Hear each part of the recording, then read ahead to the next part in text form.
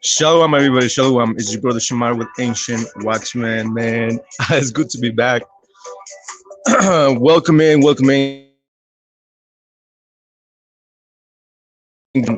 Watchman, welcome back to Friday Night MaYaM. Stick around. We have good ones. Stick around. Invite everybody else. Once again, a lot of these scams. Shalom.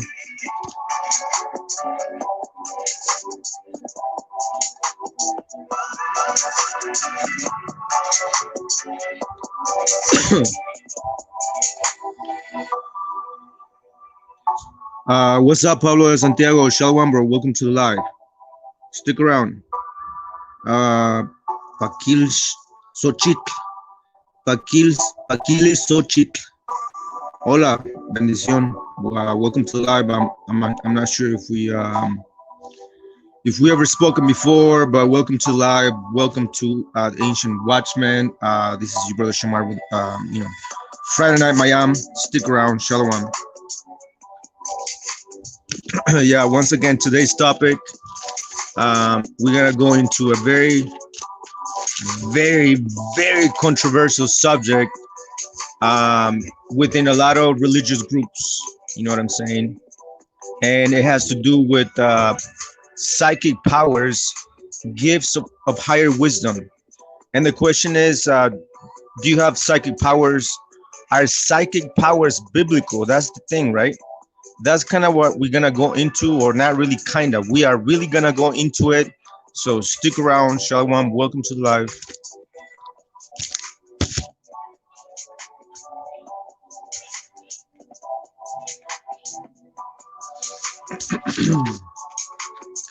Yeah, so we have a lot of notes to go through. So, it's going to be a long one, but it's going to be worth it. So stick around. Shalom, everybody. Welcome to the live. Welcome to the live. What's going on, bro? State your name. Who are you? Who brought you here? What brought you here, bro? Welcome to live. Once again, this is your brother Shamar with Ancient Watchman. I know there was a lot of brothers that were going back and forth with us, especially with like Sister Diana and brother Daniel and some other brothers. Especially, you have a lot of these One West American camps. Just completely going off on a lot of things. Shalom, everybody. Shalom. Welcome to the live.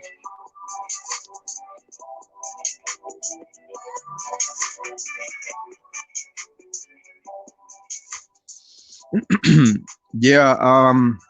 Sia Shafat. What's going on, bro? What is your deal? What is your question? I know.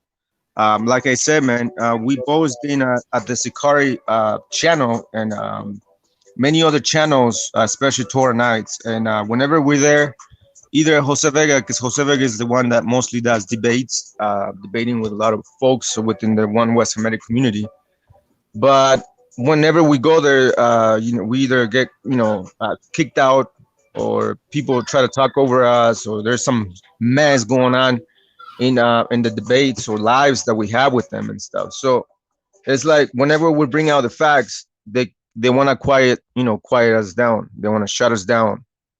But, our invitation is for everybody coming in here and have a dialogue, a peaceful dialogue with us, bro. And so, I don't know what you're here for. Click on the link if you want to have a peaceful dialogue with us, bro. You have any questions? I don't know Hear me, what's going on. Shamar? What? Yeah, you can hear me? Yeah. Oh, okay, yeah, that's the brother Zaya. I talked to him before.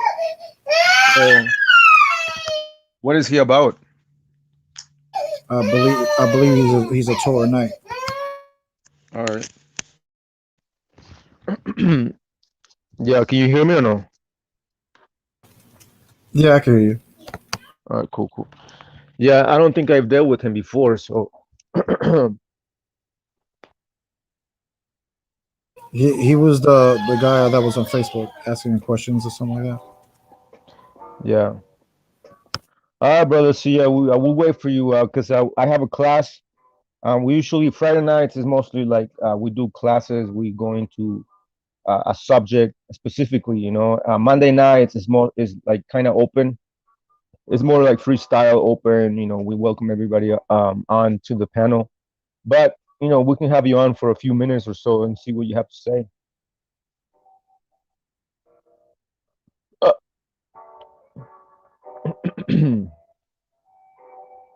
yeah, I'm gonna wait for more brothers to join in, and then we're gonna get started into the main topic today, which is psychic powers or gifts of higher wisdom, right? That's kind of what well, not kind of, that's literally what we're gonna go into, and we're gonna dive into deep waters with it. Uh, so stick around. Shalom, everybody. Shalom, and welcome to the live.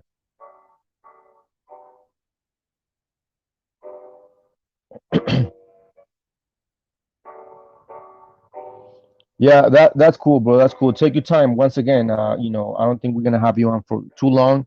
Maybe if you stick around afterwards, then we might be able to have you on for half an hour, 20 minutes, an hour if you want to.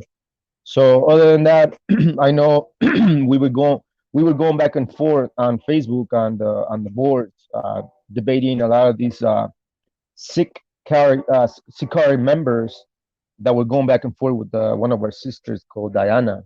So stick around if any of you brothers are in here in the background or join in later. You guys are more welcome to join in the panel later on. So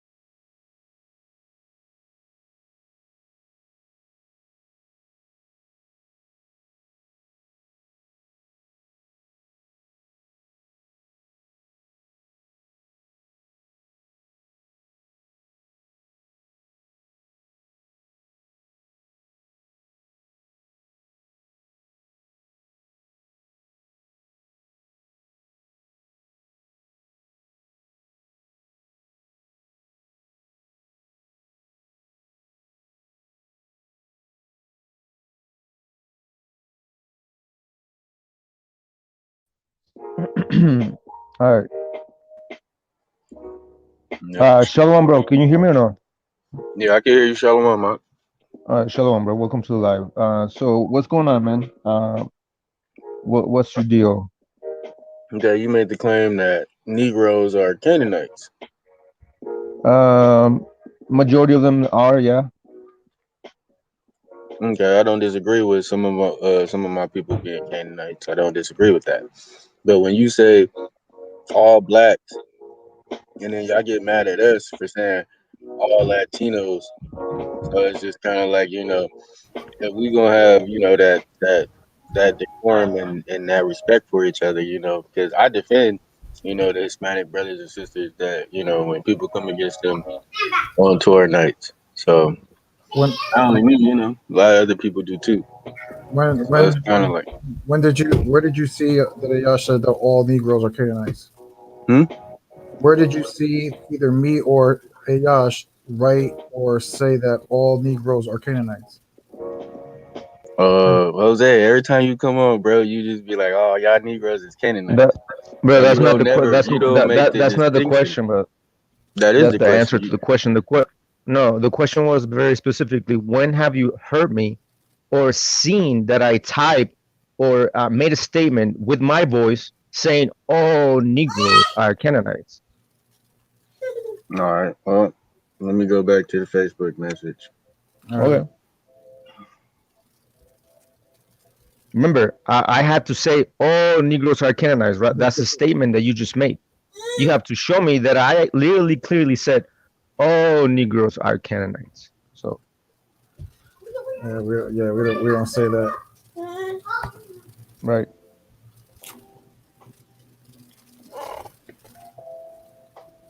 But we understand. Yeah, but welcome to live, everybody. I know we're gonna wait for more people to come in and join. But we have a beautiful class, very interesting, controversial class regarding psychic powers or gifts of higher wisdom, right? That's the question, Oh, Are there okay. So that biblical and wasn't. what was that? Okay, I apologize. That wasn't you. That was me responding to somebody else. Oh, okay. Right. Well, apology accepted, bro. Because once again, the whole agenda within the One West community is that Latino only, that the Ancient Watchman is a Latino only group, and that's completely false. That was a slander campaign pushed out by the Sikari after obviously we brought up the subject of Canaan. Apology accepted, bro. Because once again, uh, So yeah, we're not saying that. As a matter of fact, every single time, bro, you are gonna hear us say there's Negro looking Israelites, there's gonna be white looking Israelites, there's gonna be Chinese looking Israelites, there's gonna be Japanese looking Israelites, there's gonna be all sorts of phenotypes and genotypes, hair textures and whatever the like within the tribes. Why? Because the 12 tribes never began as a homogenous group of people from the start. From the start, bro. And I So also and I also believe I told you that Zaya when you and me had that personal conversation that yeah. that one night. Everything that Ayash is saying, I believe I told you that the same night about how Israel's going to come in many shapes and colors and all that. Yeah, right. but then Well, in one breath you say that, and then it'd be like, "Oh well, fuck all y'all Canaanites." I saw my language and all Because when people start barking like dogs, that's what you have to say. When people don't have decorum, like how this is what I don't like about Judah Nazar's channel, right? People will ask questions, but then won't let people answer questions. You see what I'm saying? And then people start interrupting each other, disrespecting each other, right? And most of the time when I'm on with them, they're all trying to gang up on me, right? And all I'm hearing is rah, rah, rah, rah. So I'm like, yo, y'all, I got a bunch of Canaanite dogs. Like what else could I say? Because you know how Akmalak gets and what's his name, Rob Rack, and all that Black Power stuff, and oh, you guys are these dogs and mixed breeds, and it is funny that they say these things and no one corrects them. But as soon as I throw the mud back in their face, oh Jose, why you being like that? Why you being racist? Or I'm like, come on, man, this is bullcrap, bro. yeah, right. but you can't say that we don't get on them too. What was that? And Yeah. so you can't say that we don't You know what I'm argue with saying? them. Like, you know how many times they done told me like, oh, you not Native American, this and that, and they get on me and all of that, and I still stand firm, whether they agree or not, Yeah. But Right. yeah, like I said, most of the time when we tell people all the time with the whole Canaanite thing is like it's a vibration that they give off. And most people, like I said, most people who boast in the flesh, a lot, like a lot of these camp elders, Christ is black, this was black, and this is black. But then when you ask for scripture, they don't have any scriptures to really back up anything. It's to us is well, even according to the scripture, that's a Canaanite characteristic. You know what I'm saying? So we look at people's characteristics and how they act, and Yeah. most people who like to boast in their flesh, oh, the black woman's God, how the Kemetic community and Moorish community, how they operate and move, you know, hmm call a spade a spade. So yeah, man. So we're not here. As a matter of fact, you will never hear us utter racist words or say racist remarks, even when we're mad, even when those words have thrown at us many times, bro, throughout the years. Jose Vega and I have dealt with a lot of cats, bro, within the community on the boards and whatever they like. So every time they call us wetbacks and all these other names, bro, we've never resorted to call them back, pay them back, eye for an eye, tooth for a tooth, like as Torah says or states, right? But Oh, they have always done the same thing. But guess what? You will never hear us say such things on the public forums, nor in secret, bro. You will never hear us having conversations in secret in our yeah. groups or in our chat groups saying Here's a such yeah. things, bro. Here's a good example, right? I was recently on the Lions Den, right? I was supposed to do I had a preliminary with this clown named Yavin, right? Yeah, I know. I got into it with him too. Yeah. Well, I had a preliminary with him, right? So during the preliminary, right, they basically tried to make me seem like I was a racist, right? They was like, Cornell, he was like, oh, Jose called this guy a clown and blah blah blah blah. Mind you, Yavin basically called me a dog. He was like, I'll walk you around like a dog or something. I'll walk you through Torah like a dog and blah blah blah blah, right? So he was the one really name calling. But not even that, right? After the end of the preliminary, uh, I say my farewell, whatever. I click off, and Quanath, the elder of folk, kept speaking, and basically said that, oh, I know Hosea has to go to work on Monday, picking strawberries. You know what I'm saying? It's like, come on, man. Like, if I would have said some shit like, oh yeah, Quanath has to go to work, because he had to go and pick some cotton. Like, really? You know what I'm saying? Like, it's like Yeah. this is the stuff that we pass We don't agree with Opie anyways. Yeah, that's what I'm saying. But this is the stuff that we have to deal with, and this is why I turned down the debate with in Lions Den. You know what I'm saying? Because every time I get on Lions Den, they always disrespect me like that. It's like, come on, man. It's like, and not even that. Quina accused me saying that, oh, I have a recording saying that Jose Vega said he hates Negroes and wants their babies, women, and children to be killed, and blah blah blah blah. Like just straight slandering me in a preliminary that he has nothing to do with. It was between me and Yavin. But JJ Yeah. started interrupting Quana and some other brother that was there. Like this same old shit, bro. It's the same old shit. And I was like, you know what? At the end of the day, you know what? I'm not even gonna do the debate. Because this is how y'all gonna act. During the debate, you think that anything's gonna change? Zaya, I don't know if you remember in the beginning of the year, did you watch the debate I did with Hebrew Hoods? No, It's, I probably did. I probably just don't remember it. it was on Judah Nazareth's channel. Oh Like, yeah. the You host. talking about Yehudian? God, dude. No. I'm Sorry. not. No. You talk about Jeremiah's. Jeremiah's debated Yehudi on Oh yeah. no, but before that, I debated a guy named Hebrew Hoods on Judah's channel, right? Mm-hmm. What's his name? Jeremiah Judah basically interrupted the debate and Yashar from folk. Yeah. You know what I'm saying? Like, but yet they begged me to go onto their debate league. But I'm like, yo, why? Look how you guys act in your debate leagues. Every time we go on a debate, you guys act like this. This is the third time y'all did it to me. So you know what? I'm not even getting on that crap. But yo, God forbid if I would have said, like I said, about that strawberry picking shit. Come on, man. Yeah, I mean, like, that's one thing I don't agree with is Israelites talking down on other Israelites, whether they think that they're Israelite or not. I mean, your spirit bear witness towards the scriptures and the Torah. So it's like, regardless of what a person may feel or think in their heart, the Most High is the person who makes that judgment of, who was born an Israelite and who wasn't. So, Yeah, but that's the thing. But that's the thing, bro. That's the thing. Whenever, for example, I'm gonna give you the greatest example. I think you were there when I got onto what's his name, Judah Natsar's channel, when he asked me, here's a Yash, the mestizo, whatever, like. So that's the new name. That's kind of like the new name for like the new webback kind of, code, whatever. So when I got on it, he asked me like, "Oh, prove that you're an Israelite."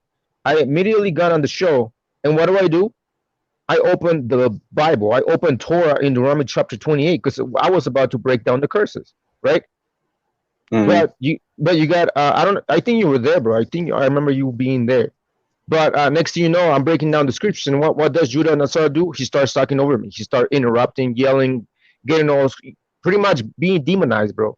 It's like whenever we speak or we're trying to make a point or we're trying to bring some information out or a fact or some historical fact or some sort of archaeology or whatever they like, addressing their points or their pseudo information or whatever they like. Whenever we're about to debunk something, all of a sudden they get demonized or they get demon possessed, and all of a sudden they lose it and they start screaming and saying all sorts of things, bro. Like there was another time when I was on a Judas Natsar's channel, and JJ 7000 was there, and the minute I got on and he realized that it was me, Ayash, so aka Ayash, he lost his mind and started calling me wetback right on the live, bro, in front of everybody else, bro. Nobody said anything against, JJ, come down, bro. Don't call the brother, he might be an Israelite. Don't call him, a wetback or this and that and third. How come nobody said anything? But if it would have been the other way around, bro, you guys would have lost your minds. You would have called me straight up. See, now his Edomite side is coming out, or see, we knew he was an Asian from the start. Like he hates Negroes. So there's like what would you call it? There's a law that's being broken every single time, bro. It's a double standard. It's like thou shalt not have respect of persons. Isn't that part of the Torah? A simple law, bro. There's a simple law that brothers that want to claim to be Torah only or Torah nights, or you want to claim to be Torah, that's fine. But if you want to claim that you're Torah only, why are we allowing brothers to completely break, minute, smallest details of the law, like slandering people's names or creating or fabricating lies? Why? Yeah. I mean, with that, the only thing I can say about that is that, we got to do better as a people. I mean, as far as like, the whole clowning and stuff like that, I don't really get into none of that. Like, that's not my thing. You feel me? I come usually with either scripture or, I do my little whatever I do. But yeah, I think that is something that we all need to come together and speak up on, as far as like, the whole shit talking and vexing each other and stuff like that. Because if we keep vexing each other, there's no way we can come together as a people. And we're stronger together as a people, So I think it's probably something that we all got to sit down and have a talk about. And, the Negro onlys, they're going to say what they going to say or whatever. And, we don't, well, I particularly don't agree with them. But, they're going to say what they're going to say or whatever the case may be. And I think, we do, or we should all come together on the law and come to some type of agreement and respecting each other and stuff like that. Like, I've never heard JJ 7000 or Judah disrespect y'all. Like, just for me. Oh, Probably I never believe me, bro. Believe been me, on. bro. I mean, probably Yeah, I never yeah. been on Most likely, bro. Hmm? Most Hold on. likely you. I mean, I've heard like Yehudium disrespect y'all, because I mean, every time I hear Judah, Hey, he's a Judah bitch, usually bro. stands up for y'all. Excuse my language. Yeah, but Judah usually sticks up for y'all. So that's what I'm saying. I probably just never Oh, paid Judah it. Not Nazareth. not not not the Yeah. ancient watchman, bro. Not the ancient watchman or a Yash for that matter. Because according to Judah Hmm. Natsara, Jose Vega is an Israelite, but I'm not. Just because I don't know why. Is it because I'm light skinned? Is it because I created these movement for brothers to come in. Jose Vega and I actually created this whole thing, and this is the foundation that we are paving for our people. Now, when you say things like, "Oh, we should come together," this and that and the third, I completely agree. But you know what?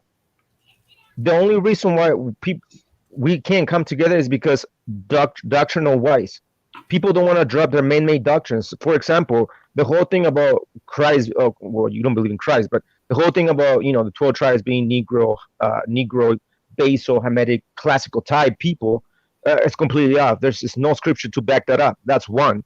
Two, Yahweh was not black. The angels were not black. Job was not black.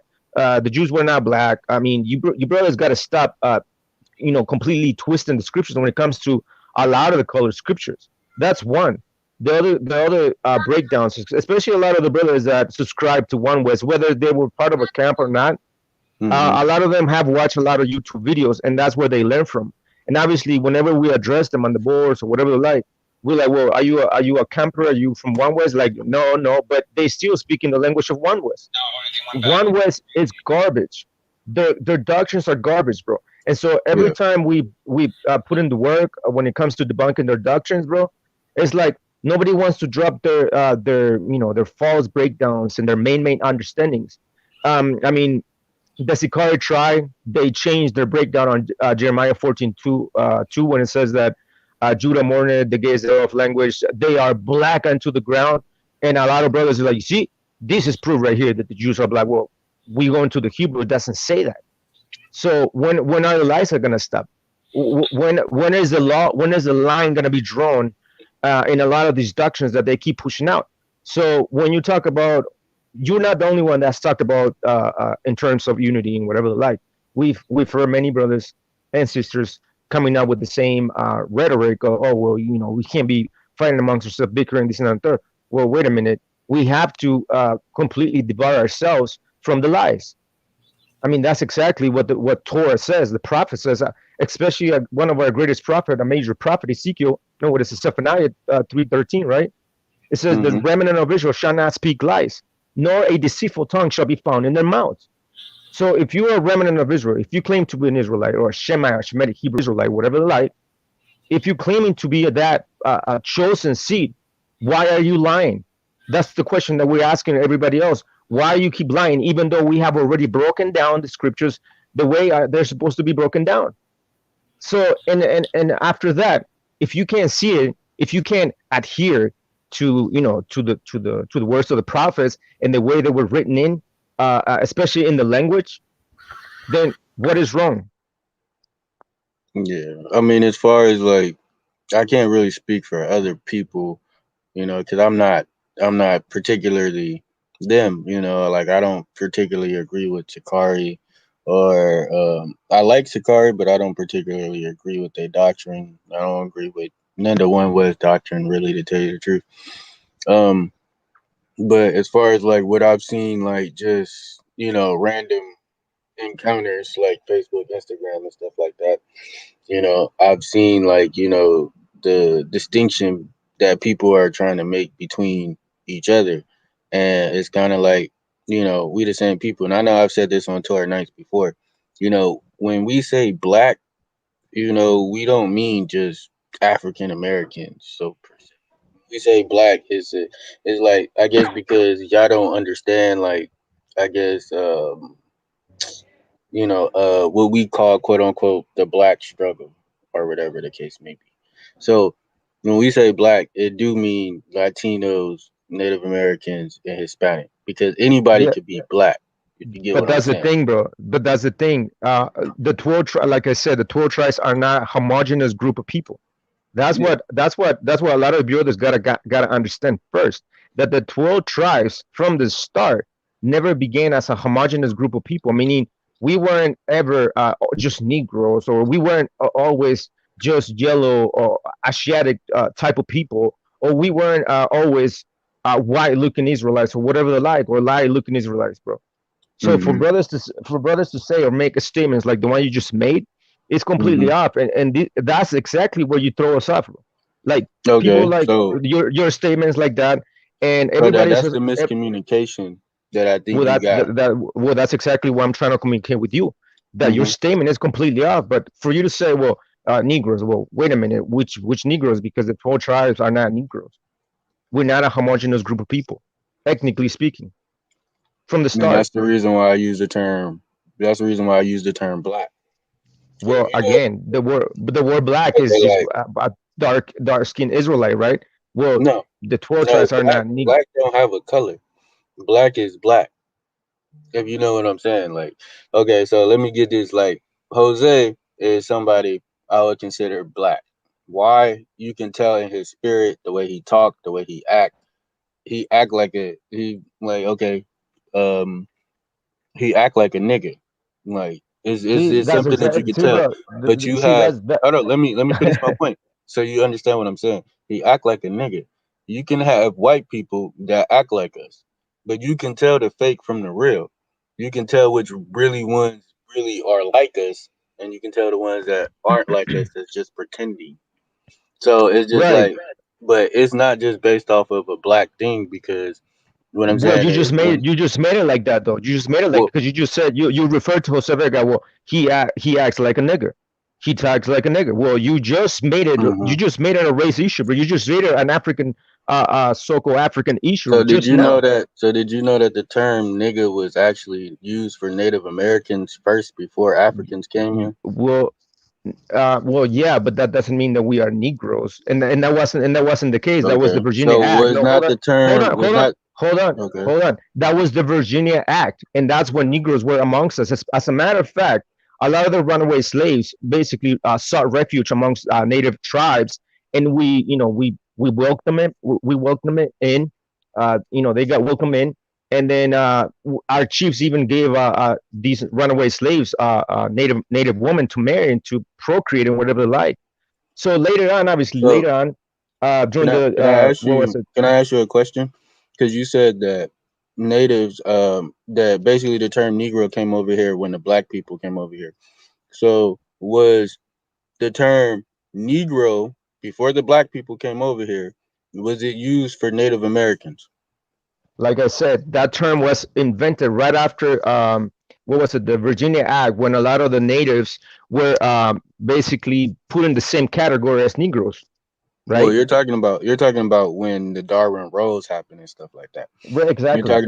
You're talking about when we all got lumped together. I'm talking about before they came here and keep the bloodline pure. The book it says that this term was used for um this term was used for Native Americans, the ones that went to the West Indies and to the British Isles. This term was used for them. And then Oh, even in that's fine. No, Mexico, no. okay, even in Mexico and stuff like that, they didn't call y'all niggas. But not in the same way that you were saying as like Negro Hamitic type, classical No, type.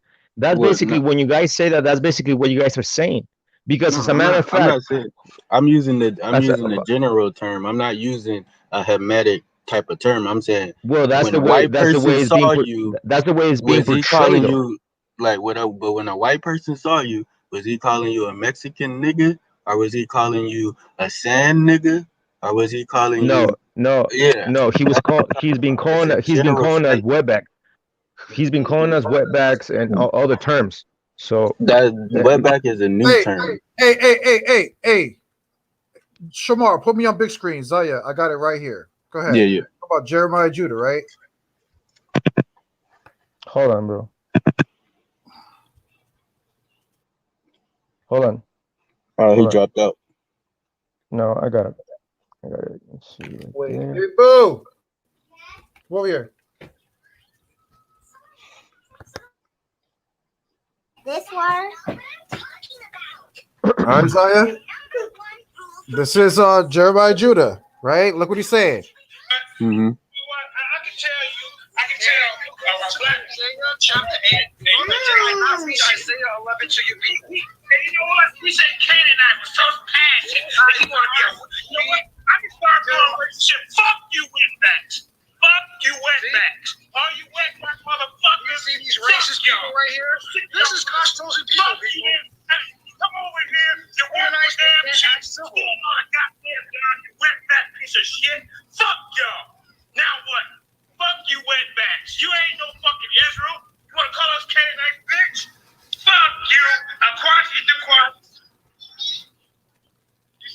There it is, right there, brother. All because we were trying to have a discussion about the Canaanites, right? He got mad because I was saying Negroes were Canaanites. So he basically came on my live feed on Facebook in front of my viewers and basically was calling us wetbacks and shit like that. You just heard it all. That we go here working for cheap and Yeah, it seemed like y'all was having a heated conversation though. So it's kind of like when you say Canaanites and stuff like that, because I heard you say, I heard that y'all was talking about like the Canaanites and stuff. Like every time that I hear you have that conversation with somebody, bro, like this is just me just hearing it. It's like, we kind of take that offensive when you say the word Canaanite because it sounds like you trying to call us, niggers in a sense. So Well, that's I not. just Bro, think, hold on, bro. Hold on. You just made a statement, and that's what I'm saying, bro. The whole thing about slander campaign, right? Torah says, "Thou shalt not bear false witness against thy neighbor." This is not the third. What you just said is just that you bear false witness by saying if you calling us Canaanites, then you calling us the N word. Well, that's not true because if that's the case, then if we call, hold on, but if we calling Esau, if we calling the white man Esau. Are we being racist against them because we're calling them by their biblical nationality? Is that's a question? If we call the white man Esau or Edom, is that being racist or is that us showing them their biblical nationality? And brother, no, you're correct. And not even that, brother, right? And notice the people that I usually do call, they're New Testament, they're even New Testament believers, like JJ 7000, Quina, Ak Malak, they're all new, they all believe in the New Testament, right? So if they believe in the New Testament, then they would have to accept Yahawashah even calling a Greek and a Canaanite woman a dog. Did he not? Yeah, but he actually knew that there was Canaanites. That'd be my problem with no. For the side. No. Regardless if they were Canaanites or Greeks, it don't matter what it was. Was Yahawashah racist for calling that Canaanite or that Greek woman a dog? No. Exactly. So then, hold on. So then, when I call these guys a Canaanite dog, right? Judah or whatever, Jeremiah, Judah, and them, right? That's not being racist at all. I'm just making you acknowledge your biblical nationality, and I'm basically telling you to bow the fuck down because even Torah says, "Not a dog shall move its tongue against the children of Israel." So everything we say is biblical. But see, that's where we don't stray away from the scriptures at all. This is what Ayash was talking about in the beginning. Like you got the people who, especially Torahnites and people who believe in Torah, follow the law, right? If you're gonna follow the law, follow it all the way. Don't be two-faced, don't be two-sided, don't don't do any of that stuff. Be a right. This is what I told Judah Nazareth all the time. I was like, yo, stop being wicked and be a righteous judge. Like he be flipping all the time. First, he'll go off on the Negro onlys, right? And then he'll try to go off on me. I'm like, what the hell is your problem? And then you know how sometimes when me and Judah get on it, he starts deleting me and kicking me off the show. But right. Notice he never kicks me off the show when he needs me to go kick somebody else's ass. Notice that. Oh, Jose, go get on them. Oh, Jose, there's Rob, go get on them. Oh, there's Chris Harris, go get on them. Oh, there's Lex Vortex, go get on them. Go get on them, right? But every time I go against Judah, now all of a sudden is, oh, get the fuck out of here. You don't know shit. I'm like, come on.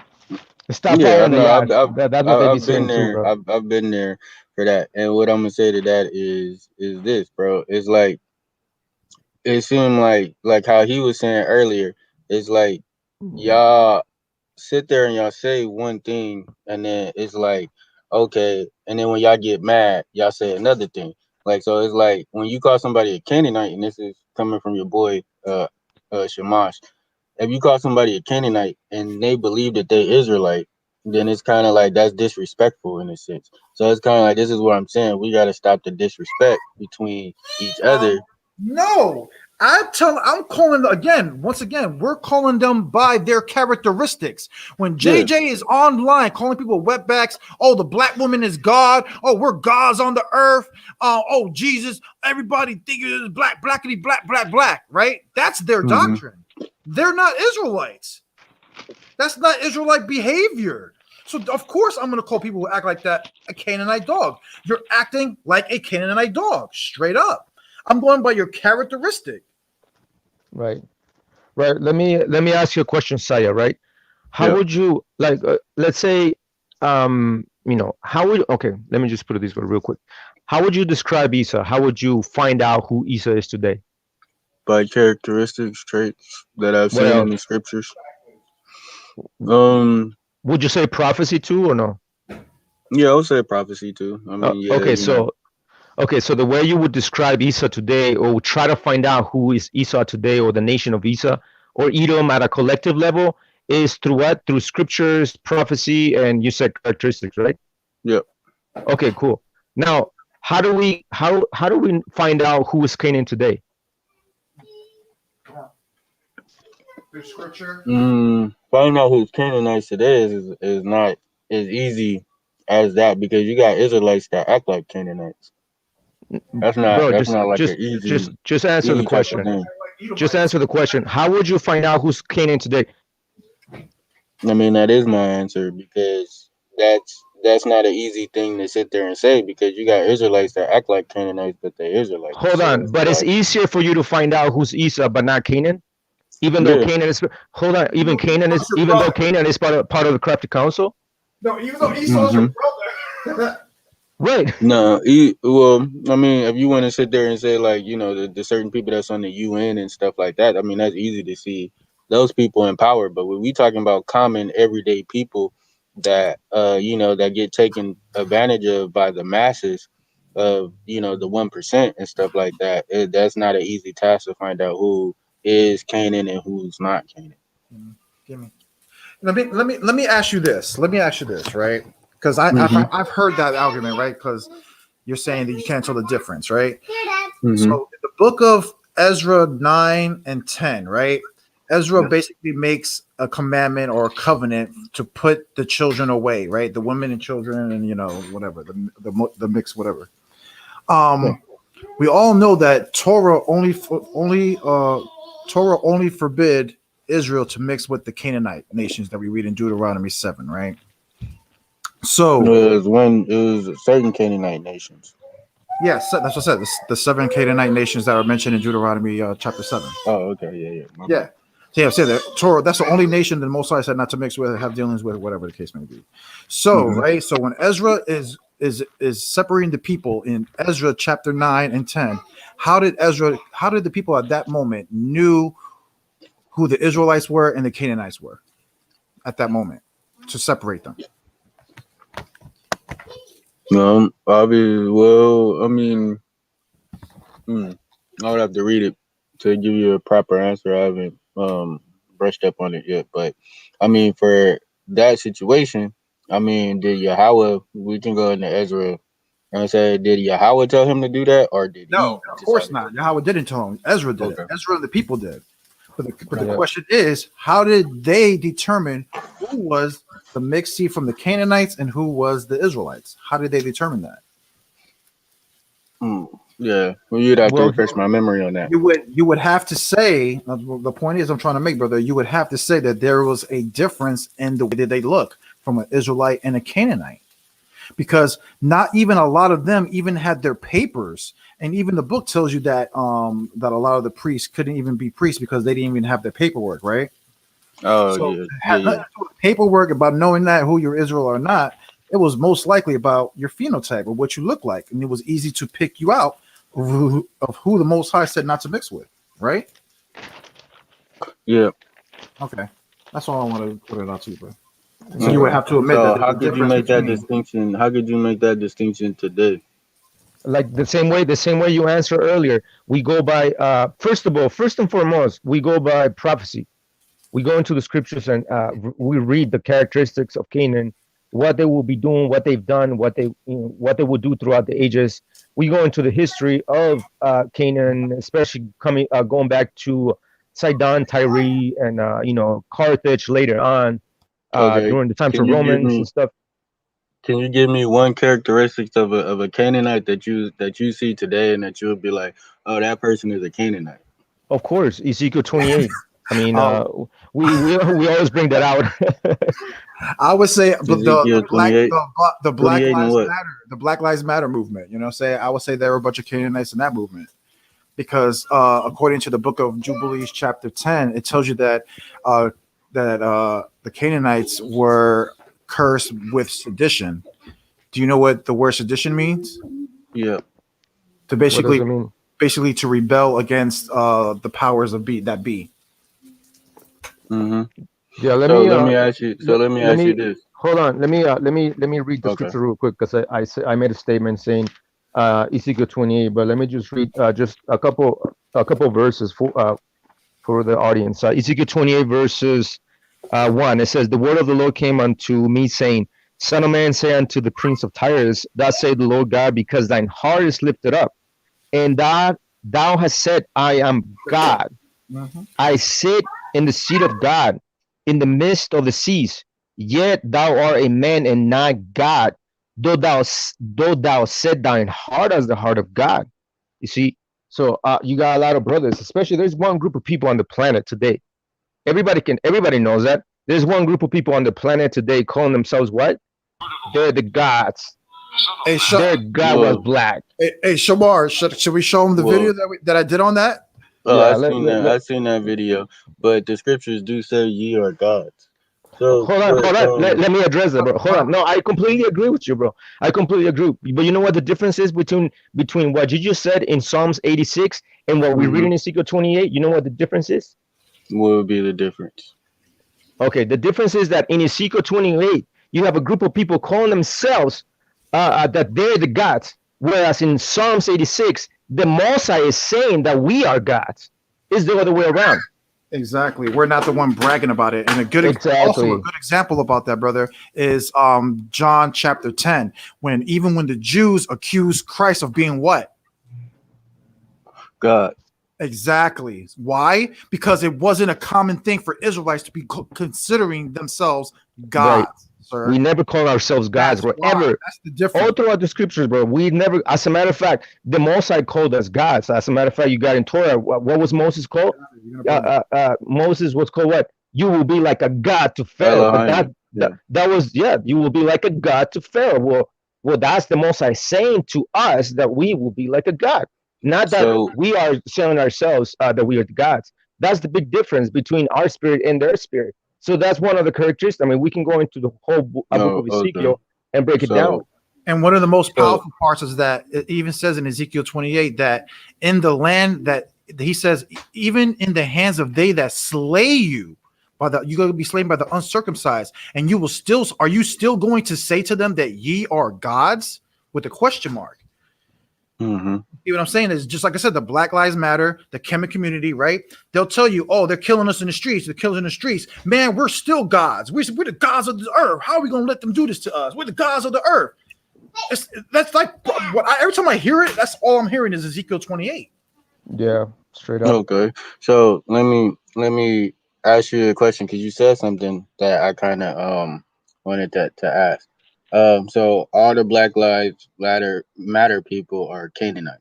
No. I'm just saying that's just a group that you would find a lot of Canaanites in because a lot of Oh, them will make that statement. Or okay. I would even say that mostly the Kemetic community. We see it all the time with young Because you Pharaoh, with Seti, with the what's it called, Amara, all of them cats. They'll tell you that they're gods, that the black woman is God, and all this other stuff, bro.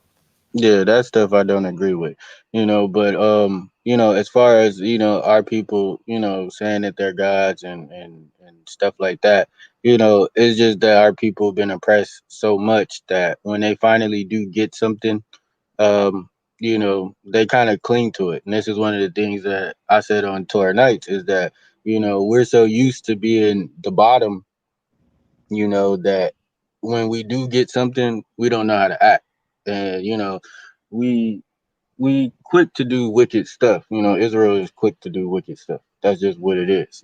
We quick to cling to wickedness. We don't really know how to do good. And when we actually do good and whatnot, you feel me?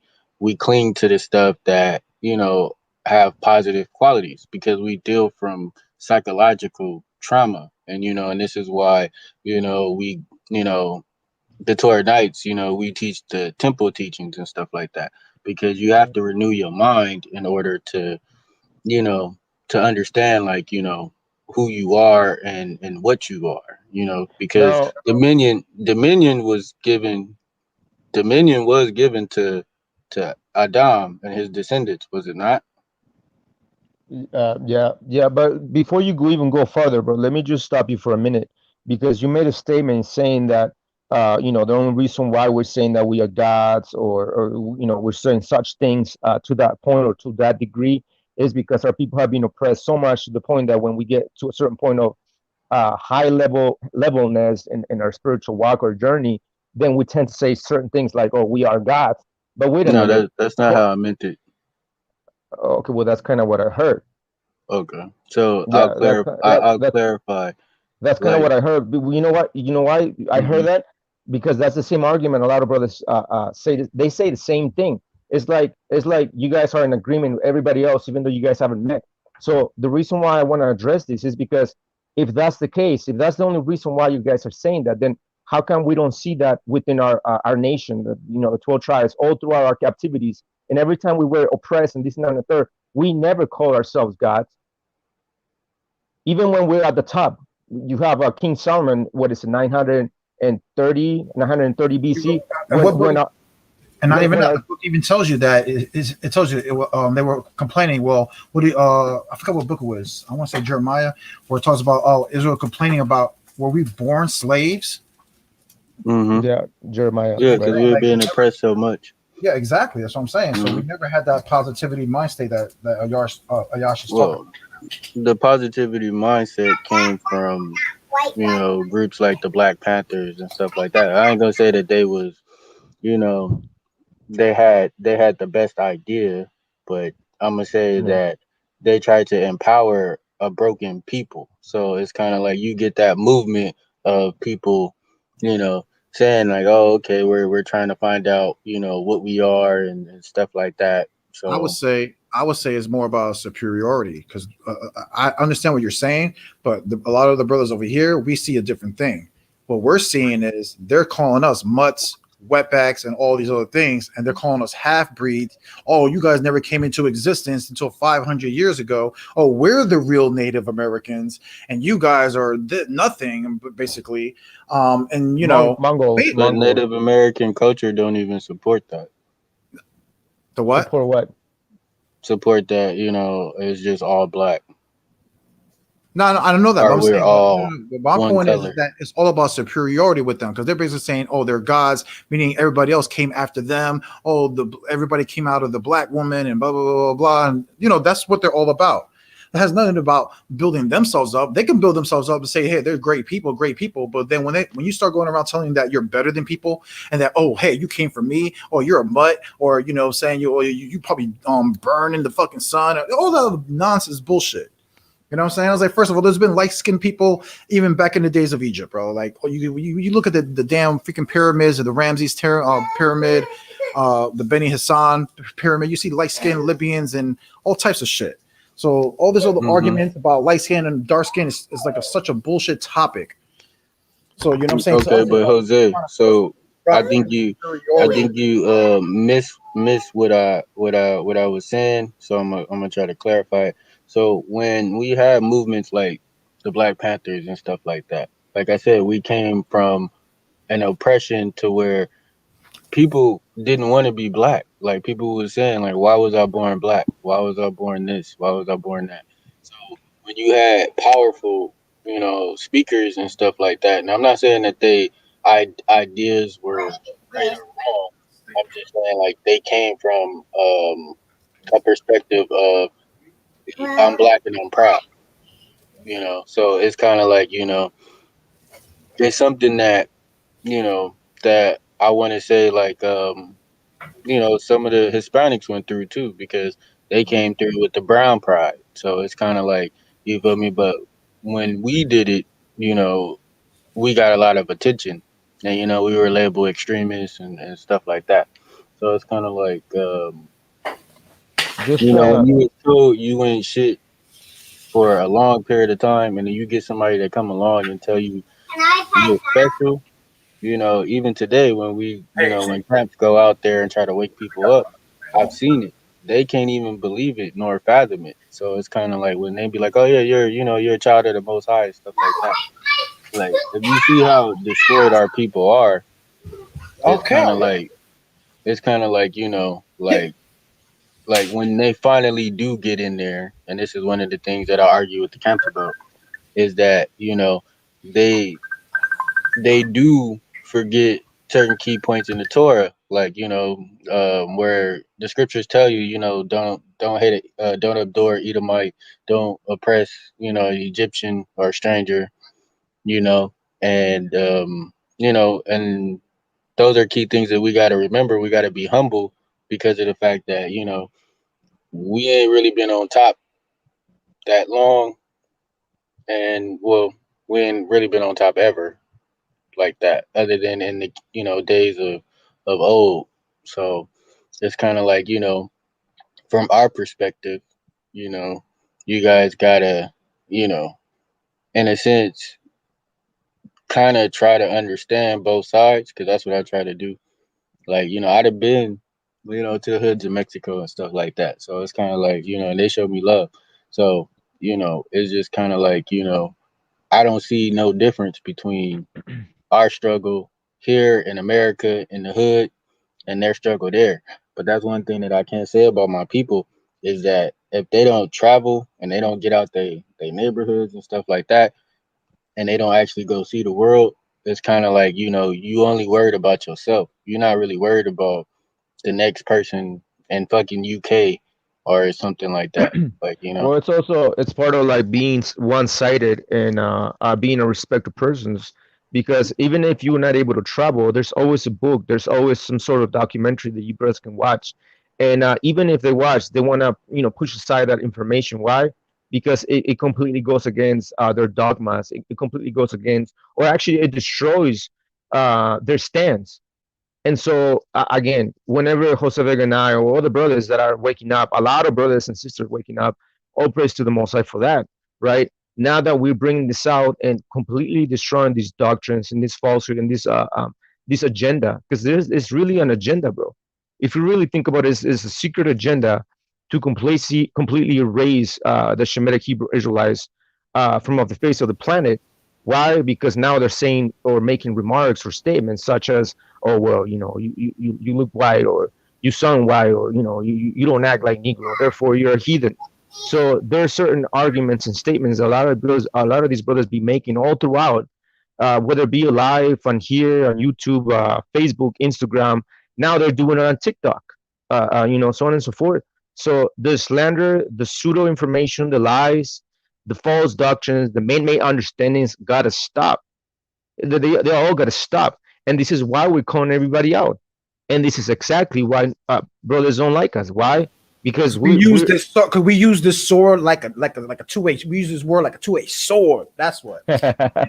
And it's not. And the thing is that like I said, we only do this, and people could like it's like y'all said. People think we're assholes. No, we're really not. We just use the word to humble people down. Whether you claim the white nationalist Israelite or the so-called Negroites, you know what I'm saying? We just use the word to chop you guys up. You know what I'm saying? I'm not saying you like Zaya. I'm talking about like the Negroites and them. You know mm-hmm. what I'm saying? That's what we use it for. If y'all want to get carnal with the scriptures, we can get carnal with the scriptures, and y'all not gonna like it. eye for an eye, two for a two, bro. We can go into that Y'all too. not gonna like We, it. Whether you yeah. want to Yeah, I spice it mean, but if you wanted or to spice go it, into we have eye for eye, tooth for a tooth, I mean, you kind of can't do that anyway right now because there's no Well, judges. yeah. Well, I know, but I'm saying in that aspect, like you guys want to play Mm-hmm. with the same coin, we can flip it and use the same face of the coin. You know what I'm saying? So and it's like David, right? David used the sword of the Philistine in order to fight against who? The Philistines, right? So we're literally used doing the same thing. So it's why we use their arguments, we use their pseudo information against them, and they fall on their own sword. And so whenever they fall on their own sword, they get hurt.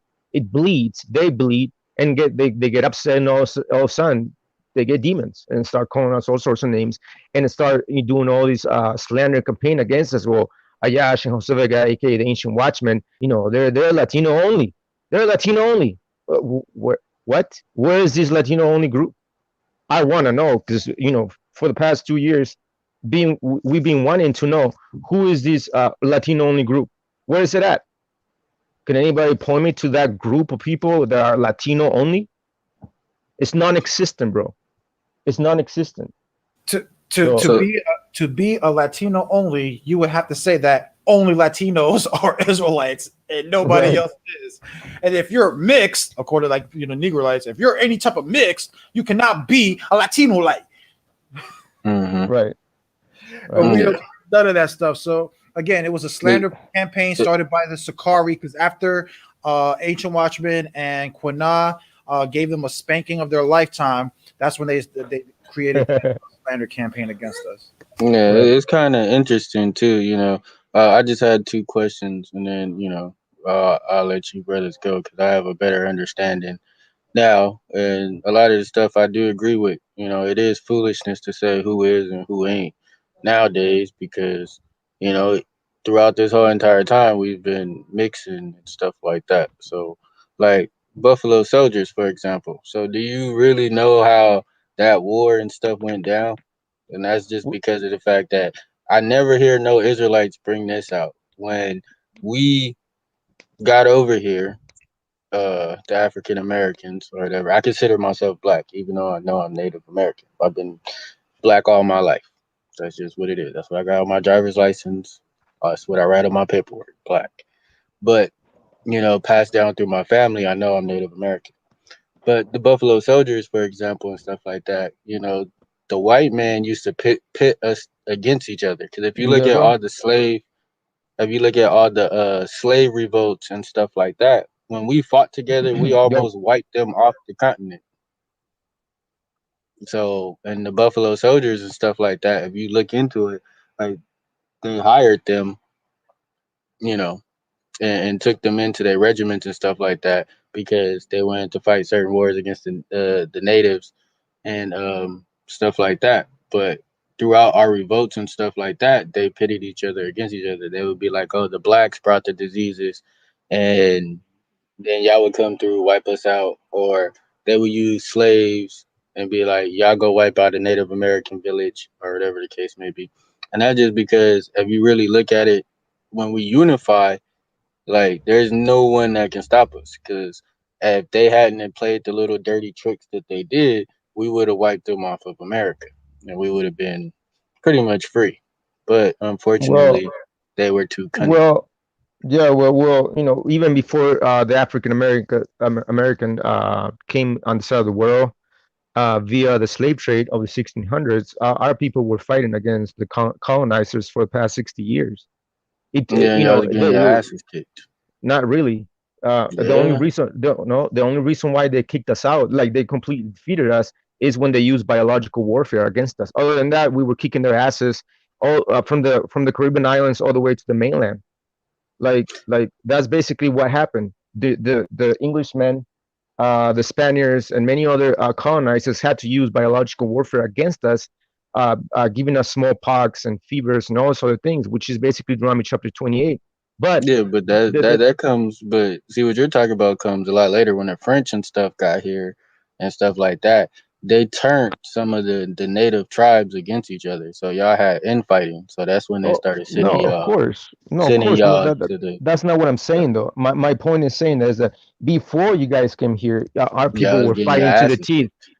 No, our people Yeah, were y'all fighting was to the fighting to teeth. the teeth, but y'all was getting your asses kicked. When we Not came necessarily, together, bro. no, when we came together, that's when we almost wiped them out. That's when they started turning us against each other and be like, But "Well, the brother, blacks did that's this and the natives did that." brother. There's also history before all of that. Saying you had the Yeah. black doors or the Moors who came over here and helped the white man conquer us, and then you also Mhm. had Canaanites that were over here dwelling with us, and we were beefing with them for centuries. Mhm. Saying you can even look on drawings of the 14 was it the Codex Florentine, and it shows you yeah, Florentino. Florentino Codex. It shows you our ancestors drawing how these black Canaanites would force them to do human sacrifice, and basically taught them how to do human sacrifices in the temples and stuff like that. Hmm. Yeah, that stuff I agree with. And that's what I'm saying. Like, from what the research that I've done, and Let me just bring this out, bro. Sia, just hold on a minute, bro. Let me just bring this out because this is also like one of part of the history of the Lato brothers from One West. These One West camps do not teach the black conquistadors of Esmeraldas, right? And you have yeah, the book. We always bring this book out, but this is the part of the history that a lot of brothers do not teach because there was literally black conquistadors that came on the side of the world, raping, murdering, committing genocide and rape against our people.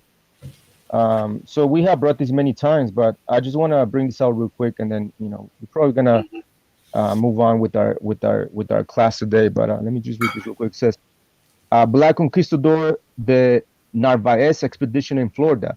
Don Francisco de Arobe, age 56, with his two sons, Don Pedro, age 22, and Don Domingo, 18 years old, painted and signed by a Quito artist, Andres Sanchez Gallec, in 1599 for Philip III, identified as King of Spain of the Indies.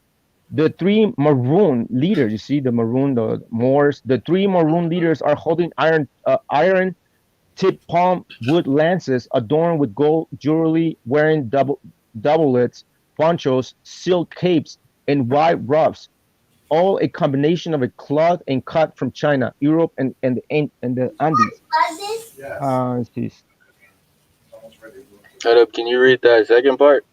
It says in 1553, a group of several dozen black slaves were shipwrecked off the coast of what is now Ecuador. They washed ashore barefoot, bedraggled, and with little or nothing in the way of weapons or supplies. Alonso de Illescas rapidly assumed the leadership of the castaways. He had been a slave in Seville, where he acquired Christianity and the rudiments, at least, of Spanish culture. Within a matter of months, he established a privileged relationship with the local native chief, whose daughter he married and whose heir became. Before he succeeded to the chieftaincy, he and his companions helped the locals in their wars against neighboring tribes and acted in effect as the chief's bodyguards. He was a So black right. slave. So basically, what I'm trying to say is that you have a lot of these brothers. I don't know if you guys understood what the first part of the article, because Yeah. there's a famous painting of these so-called Inca rulers, where a lot of these brothers use that image to say, you see, these are the real Peruvians. They're black, even though we just read in the historical record that they were basically Africans that came on the side of the world and claimed to be the chiefs, and they rose up into leadership, so on and so forth, and then amalgamated with our people. So Yeah. And I yeah, can't pull it that's down, bro. my last little thing that I wanted to say. It's just that, I mean, we look at it, everybody's been pretty much played by the white man for the most part. So it didn't pretty much got everybody to turn coat, sell out. Well, some people at least. So my question is how do we fix this? Like I said earlier, bro. Can you brothers hear me or no? Yeah, I can hear you. Yeah, like I said earlier in the very beginning, bro. The how do we fix this? Pretty easy, bro. Everybody has to drop their main understandings and their falsehood doctrines. They need to stop following a lot of these false leaders from One West camps because they're all false. From the start, since the 1600s, bro, One West was created by Masons, and it was set up by the white men. A lot of them brothers back in the day, especially the seven heads of One West, they all learned Jewish doctrine under the white men. But We have the but records. I would say to fix it, again, discussions, not debates, not saying people acting immature. I'm talking about discussions. If you're scared to discuss your doctrine, to me is like you're a coward. I don't need a debate. Debating does nothing. You see these debates, they'll give you what the lightning round of question and answering, and no one really answers questions and stuff like that. You see what I'm saying? If I want more questions to be asked about your doctrine, tell you the truth, or my doctrine. That's the whole point. I want you to question me. Oh, why are you saying this when you read this certain scripture, and break it down for us? Or why are you saying that? But that's what should be going on. More Con, discussions. I agree. So yeah. So I mean, if that's what it takes, then But these shoot, guys we should are get. refusing it. That's what I'm saying. If you're One West, why are they refusing it? Why do they? You know that Sakari and them have a no contact order on us. You know that, right? Yeah, yeah, but we know that the One West they not gonna play ball. It's They not. just like Christianity. Also, I'm saying all these Yeah. movements are just like Christianity. They get a certain amount of followers, and they feel like they don't have to debate their cause anymore or have discussions anymore. They just want to, sit back and start collecting their tithes and just ignoring everybody and just talking crap. Yeah. Well, I mean, like more so us. That's pretty much like in the little groups, like groups that aren't backed by 50c3 and stuff. Like Right. you got like us little groups like Tour Knights. You guys, Yahweh War Machine. You know, and other groups and stuff like that. Like I think if we all unified, we could take out One West. Yeah, well, that's our main goal, bro. We've been taking shots at One West. We were doing like guerrilla warfare, pretty much. We go in, we go out. We come in, we attack, we go out. But at the same time, we've been helping our people come out of that nonsense and stupidity, rescuing our people, just like the scripture says that the Most High sent saviors to save our nation. Well, we are those saviors. We are literally those saviors, bro, to help our people out, save them from the nonsense and stupidity doctrines, but to help them out, sober up spiritually. Like you said earlier, like the whole thing about Torah is looking inwardly. Like when Ezekiel was told to eat the scroll, like we have to internalize what we're learning, really. And a lot of our people, a lot of our brothers, a lot of our sisters, they're not internalizing what they're really reading or what they're being taught. Why? Because what they're being taught is completely off and wrong. It's wine. It's strong wine, bro. And then obviously I call it Canaanite wine. Why? Because I mean, you heard it yourself. Judah and Atsura have said that there's Canaanites amongst us. So if he's saying it and if we're saying it, then why are we wrong and not Judah and Atsura? No, I mean we've all pretty much.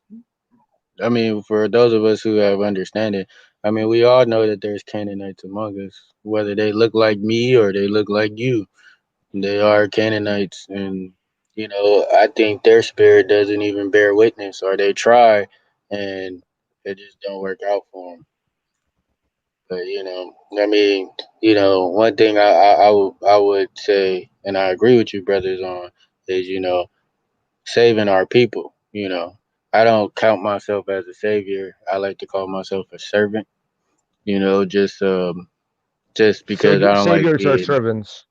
Saviors are servants, bro. We're serving the nation. Just like Samson was a servant to the nation, served the nation 20 years. What was it? 20 years that he served the nation during the time of the judges. So a savior is literally a servant, bro. Yeah, I mean, yeah, I get that. It's just my choice of words to choose to say servant because I don't like to, because I know I have an ego problem myself. So it's like, I like to choose my words carefully so I don't, Well, the Most High said that he was offend gonna or send saviors. He didn't say he was gonna send servants. He said he was gonna send saviors. And obviously, we know that according to Isaiah, the 12 tribes we are called the what? The suffering servant. So we are hmm both. We servants and we are saviors. So Yeah, I guess so. We could agree to disagree on that.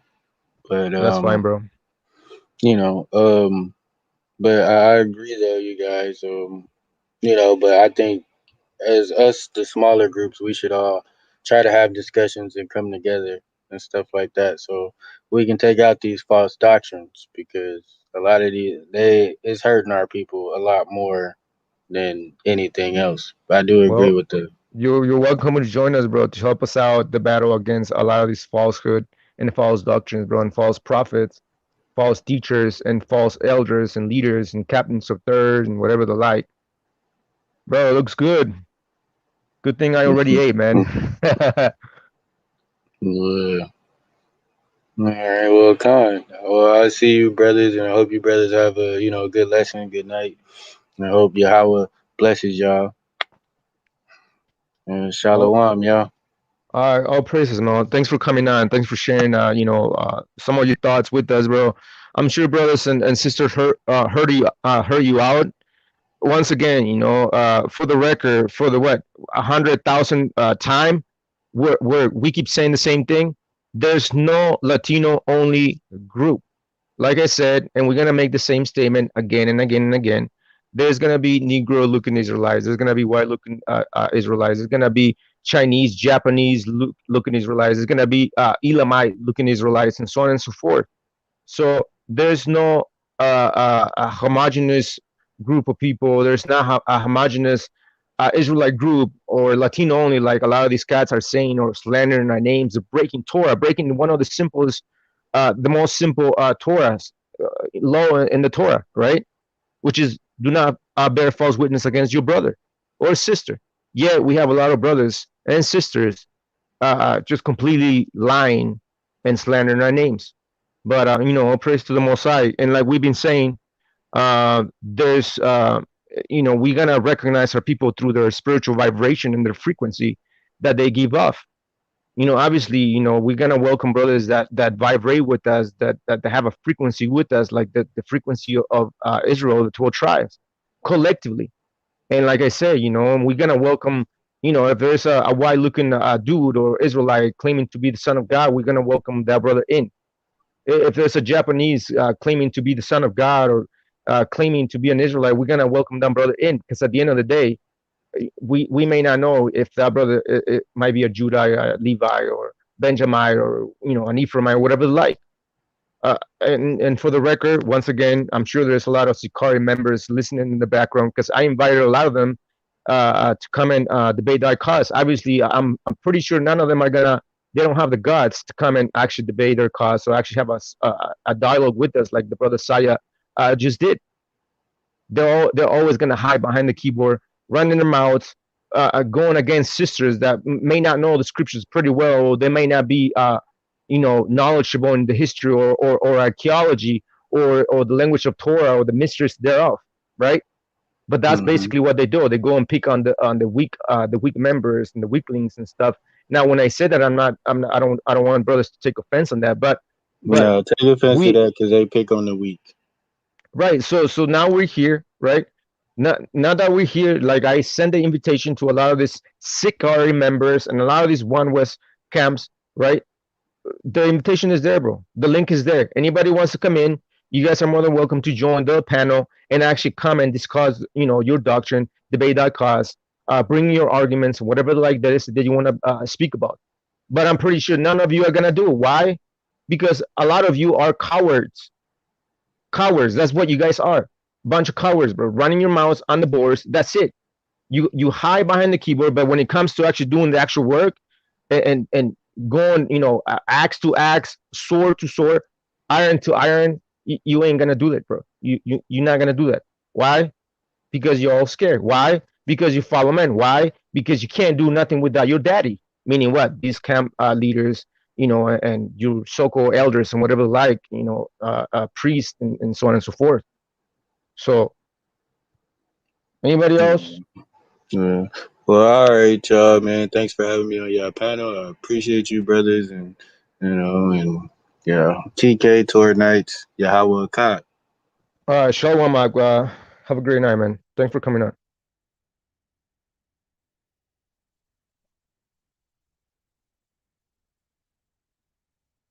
All right, man. So anyway, so we're gonna go into the class, bro, in a minute.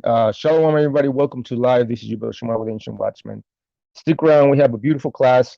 Once again, we're gonna go into psychic powers, gifts of higher wisdom. Right now, um, we're gonna dive into a very controversial subject within a lot of religious groups and a lot of brothers that may not understand what I'm about to bring out. But um, question: do you have psychic powers? Are psychic powers biblical? Right. So once again, stick around. Again, we're gonna dive into deep waters and explore the subject in detail. So stick around. we're gonna go into this whole thing. We're gonna go into the background of how this whole thing started. Why was this whole subject being slandered or put into dark side of things or life, right? Or the spectrum of life, it has been put into darkness. So we're gonna dive into all that. So um, the first question I would like to highlight is, why has the subject of quote psychic powers been demonized as something that is satanic or demonic in nature? That's a question, right? And obviously, to actually answer the question, we have to travel back in time and learn the reason behind this whole hatred or misunderstanding against the gifted ones, meaning the people that have these sort of gifts. So, but before we go into this whole class, let me just read this real quick because I think it's interesting. The whole thing about Buffalo Soldiers, right? Let me see. Hold on. Shalom, everybody. Welcome to the live. I'm glad you guys are here. Stick around. We have a good one, man. And once again, if there's a lot of members, a lot of these One West members from a lot of these One West camps, bro. If you guys are in here in the background, bro, just click on the link when we finish this class, bro, and then actually come and debate that class instead of running your mouths on the comment boards like you guys usually do, bro. So anyway.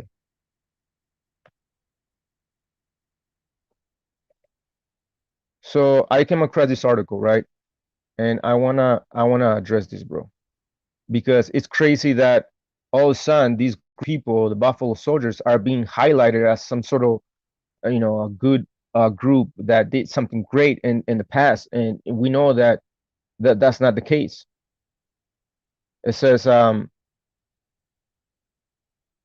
it says how group of men in Detroit honors Buffalo Soldiers, passes knowledge to kids. So what is the knowledge that's being passed down to these children from the Buffalo Soldiers? What is the knowledge?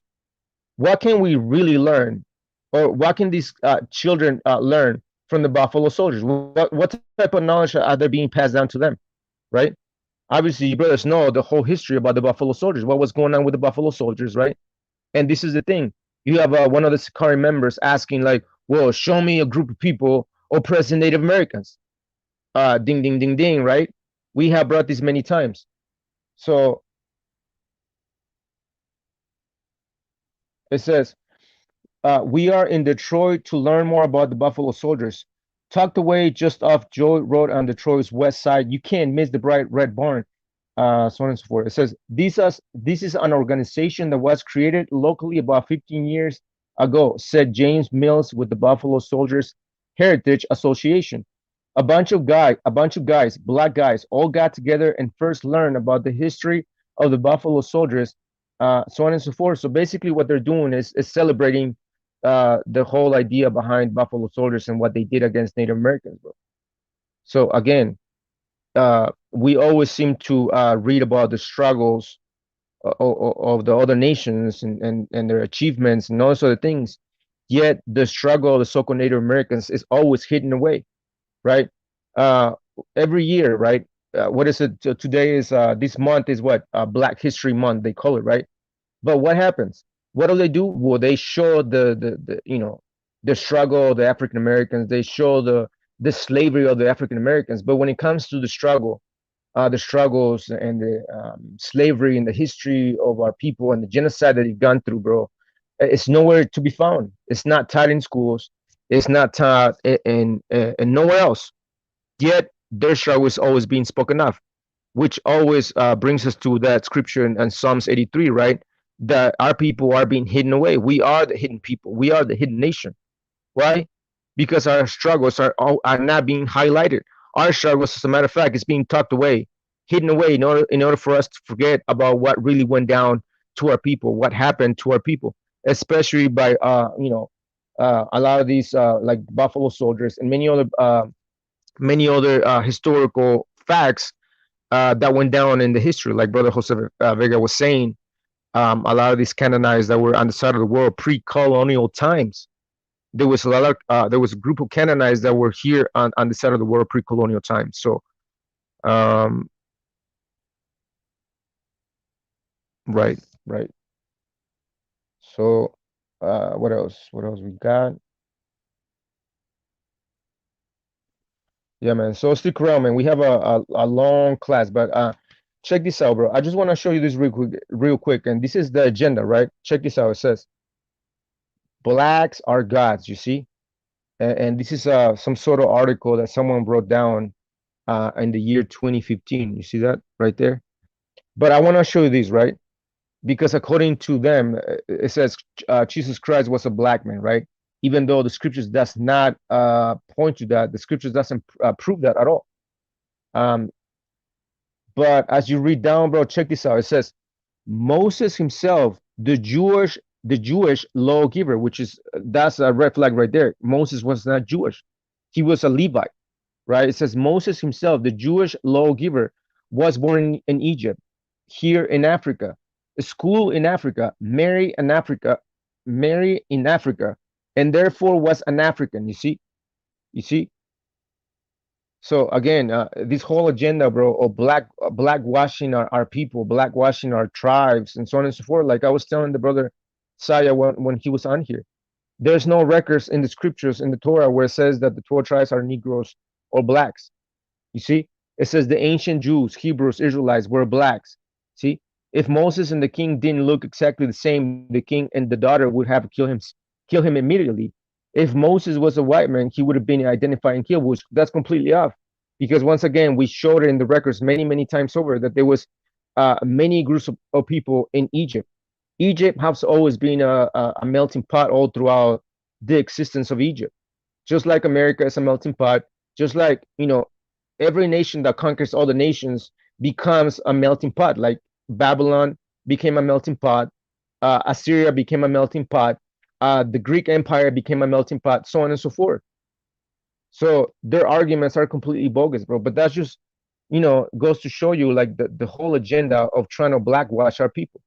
Again, see the whole thing about Revelations 1:15. His feet were like unto burnished bronze, refined in a furnace. You see. Now they're gonna say that he was black, so on and so forth. So, I mean, we already addressed this whole thing. But what I'm trying to say, what I'm trying to show you, is that we are not done battling against these false doctrines, bro. As you brothers can see, this article is from the year 2015, right there. You see it? See that? 2015, bro. What year is it today? So-called 2021, right? According to the Gregorian calendar. So there's still an agenda being played out, bro. As a matter of fact, I have a brother that sent me TikToks in which the Sicarii are in TikTok right now, completely pushing their agenda on TikTok right now.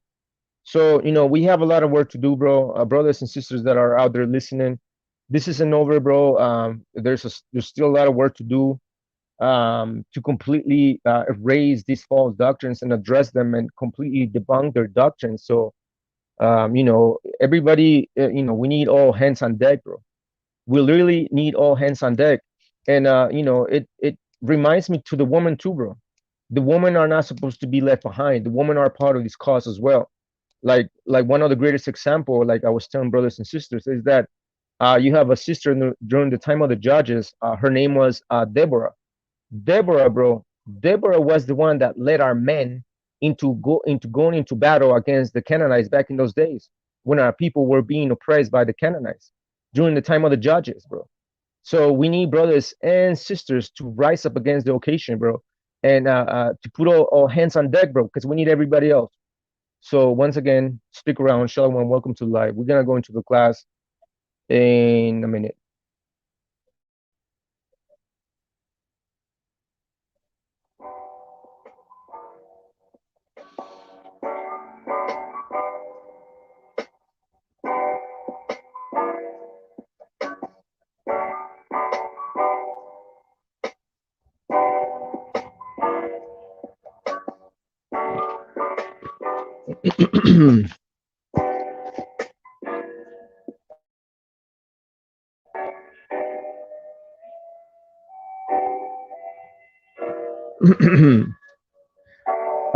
Trujillo, bro. That's exactly what we're gonna go into in a minute, bro. So stick around.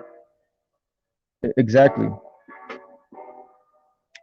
Yeah, man, exactly. That's a lot of brothers and sisters completely go off on things that they don't understand.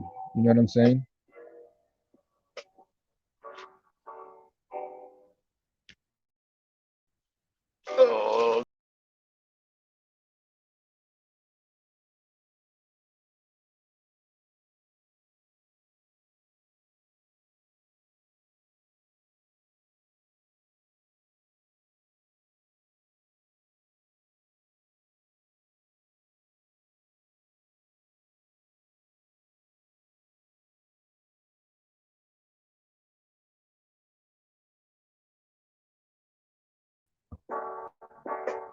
All right, man.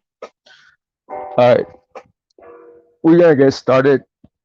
Moses, Shalom, bro. Are you there? Moses, Yes, sir. I was waiting. Shalom. How's everybody doing? Shalom, bro. Welcome to live. What's going on, bro? Nothing much, man. I'm just here to hear y'all talk and get some knowledge. That's all. All right, bro. Stick around, man. Stick around. We have a good For one. sure. For sure. Anyway, so yeah, man. So we're gonna go into the psychic powers and gifts of higher wisdom, right? Now, I asked you guys a question earlier, right?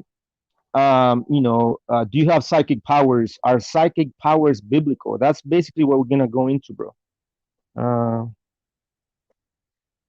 well, as a matter of fact, bro, I'm glad you asked that question because that's biblical, bro. For our sisters to call themselves queens, bro, it's actually in the Bible. I'm gonna show you, bro. I'm gonna show you. Watch. Hold on. And then hold on. If I can find the scripture, bro, I'll prove it.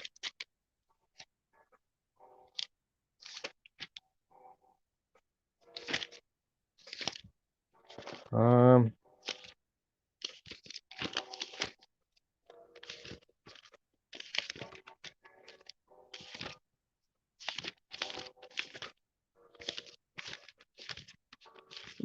hold on, bro. Hold on. Where is it at? Mm.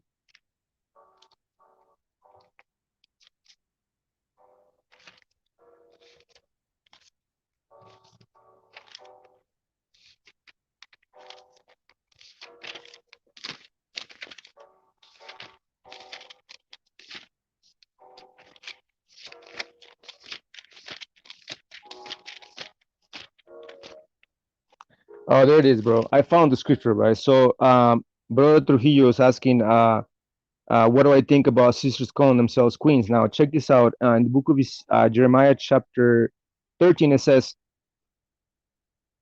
say unto the king and to the queen, humble yourselves, sit down, for your principality shall come down, even the crown of your glory. So basically, like the queens and the kings of Judah, bro, they were about to be invaded and destroyed and burned out and completely humbled down by the Babylonians. So Jeremiah sent out a prophecy against the kings and the queens of our people. So, I mean, if they want to claim to be queens, bro, and they think themselves to be the tribe of Judah, so on and so forth from the bloodlines of David, then so be it. I mean, it is what it is. But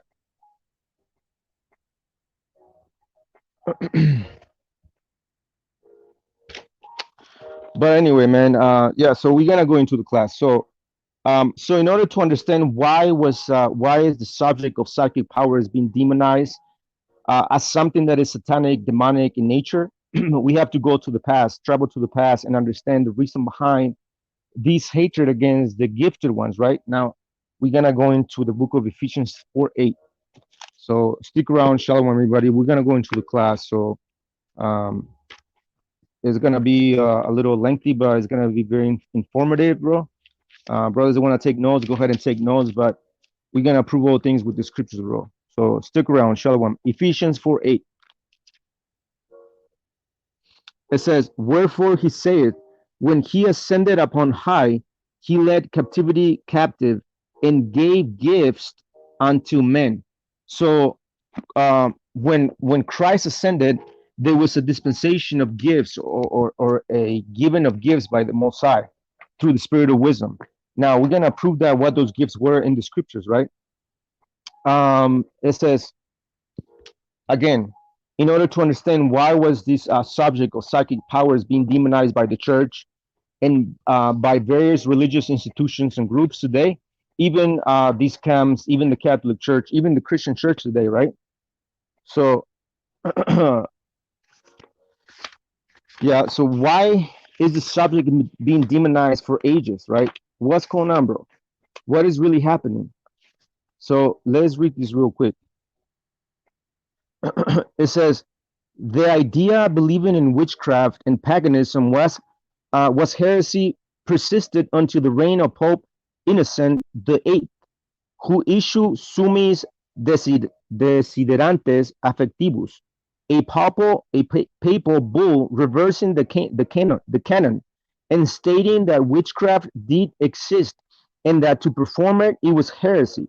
Although several church letters advocating positions that would reverse the canon episcopi had been issued prior to the Summis Desiderantes Affectivus. The new bull was most effective because it was published in 1484, around the time of the invention of the printing press, and attached as a prefix to the widely distributed Malleus Maleficarum, the infamous manual on finding, torturing, and prosecuting suspected witches, which was written by Dominican inquisitors Heinrich Kramer and Jacob Sprenger. These bull cleared the way for the Inquisition.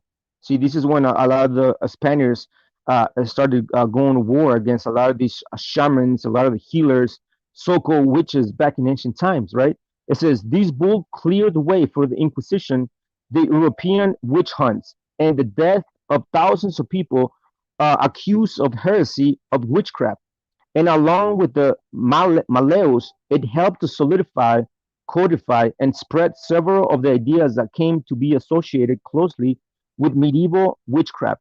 These included the notion that witches signed a pact with the devil. See, so this whole idea behind the demonization of the so-called psychic powers began way back in the day, bro.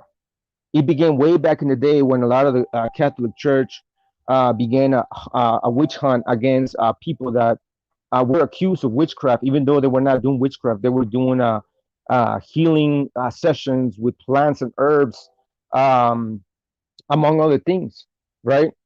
And so a lot of these gifts were demonized. Again, going back to what a lot of people say, you guys heard this phrase before that they hate or they like to dismiss things that they don't understand. Well, this is one of the things that a lot of people dismiss. The subject of psychic powers, is it biblical? Is it holy? Is it in the Bible? Can we really find all these psychic powers in the Bible?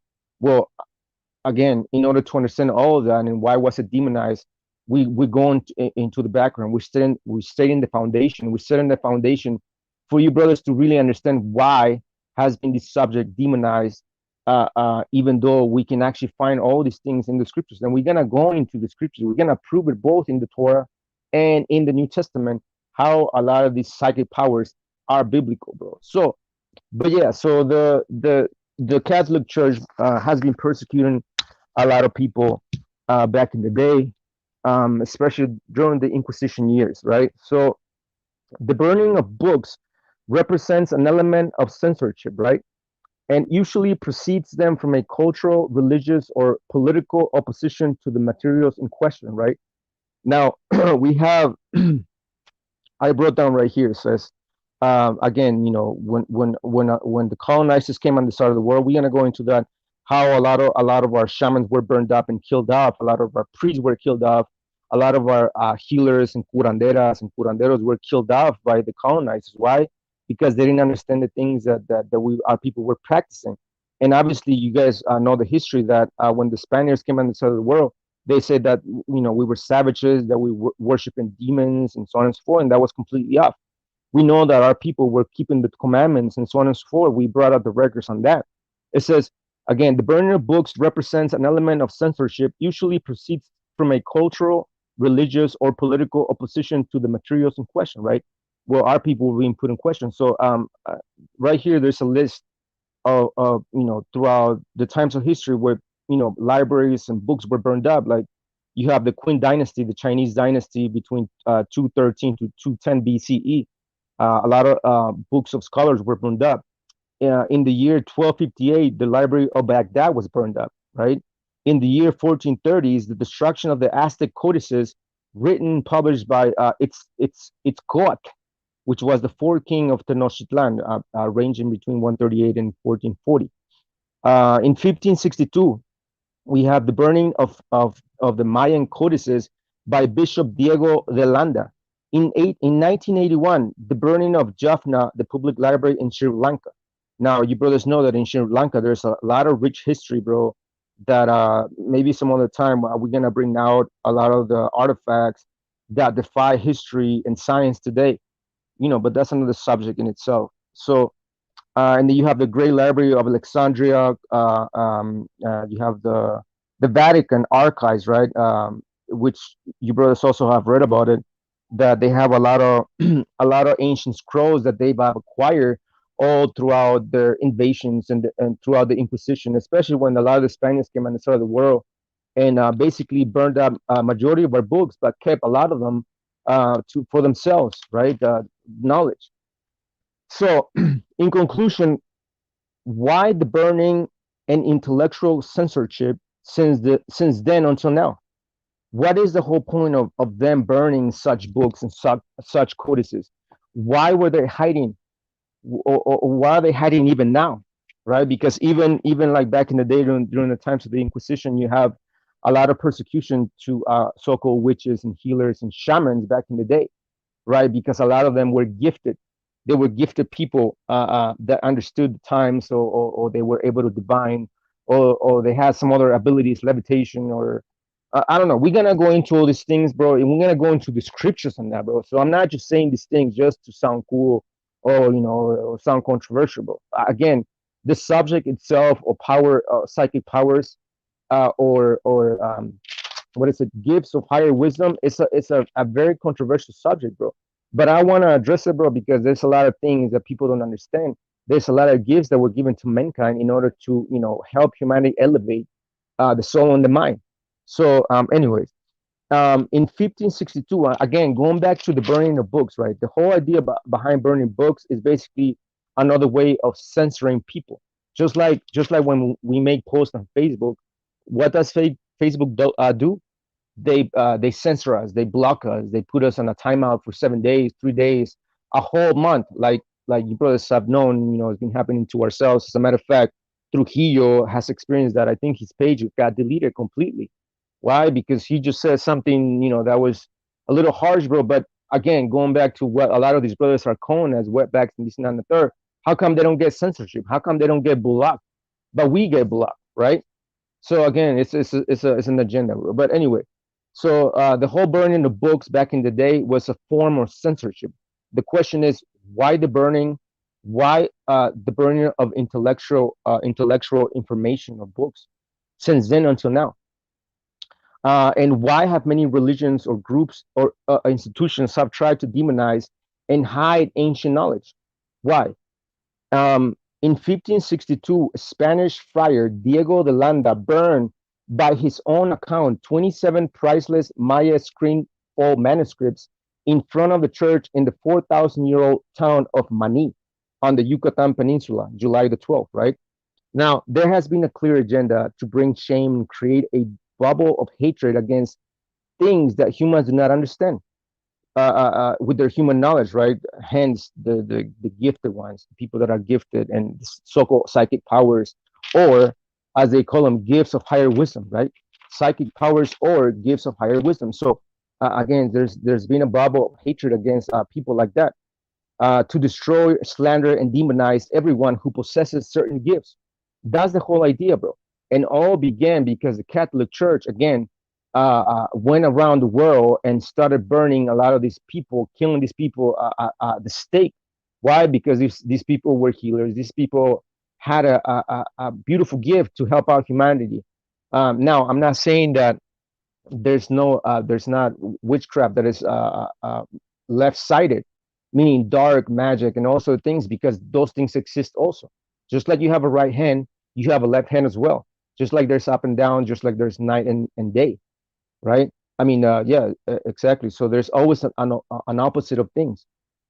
So, um, so the Bible against humans that have these gifts, right? Why is it there? Why hasn't been that agenda to demonize people with that possesses certain gifts like psychic powers and whatever they like?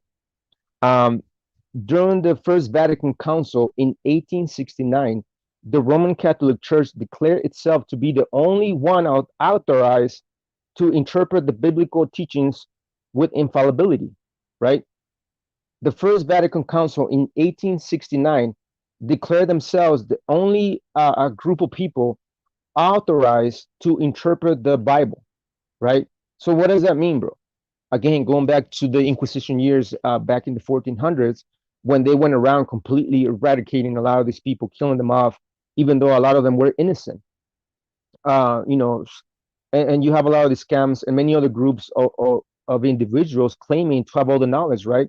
Or that they are the home of the truth, you know, like ISUPK and many other camps, like, you know, the Jihad, claiming that they're the ones that have the truth, and, you know, they're the boogeyman and also the things, bro. Anybody that claims to have all the knowledge, bro, the absolute knowledge, it's completely prideful and it's going out, bro. Because nobody on the planet has the absolute knowledge on things, bro. And not to say that, you know, there's certain groups of people or that certain men or women that have acquires, you know, certain levels of knowledge through their spiritual journey, because there are many people, again, and going back to the gifted ones, right? So that's kind of what we're gonna go into. And like I already stated earlier, today we're gonna dive into deep waters and explore the gifts of psychic abilities from a biblical perspective, since many of you are still on the training wheels, right? Which is the book and ink. Again, when I said training wheels, I explained it a long time ago that the Bible, like the Bible that we have, right? Let me see. Let me see this book right here, right? The Bible, this is the training wheels, right? This is the shadow of things to come, meaning this is the foundation, right? In which we based our journey on, or the spiritual, your spiritual walk or your spiritual elevation. This is the shadow. This is the training wheels. But there's a point where brothers and sisters are gonna have to come out of these book pages in ink. Why? Because the law has to be written in your minds, in your heart. As a matter of fact, the question is, do you need a book to tell you that you should not kill? Do you need a book to tell you that you should not steal? Do you need a book to tell you that you should not commit adultery? Right? Now, every single one of you know what is evil and what is good, right? That's kind of like the law that was written in your genome, in your genetic makeup, within your spiritual self. So, again, you know, we're gonna dive into the deep waters and explore the gifts of psychic abilities from a biblical perspective, right? So once again, welcome to live. Fasten your seatbelts and welcome to Friday night. MaYaM.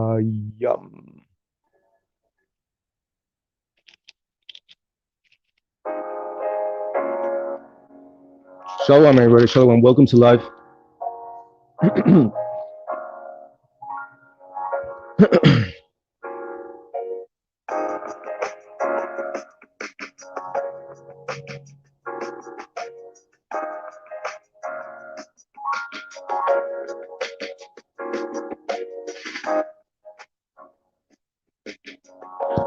All right, man. So psychic abilities, right?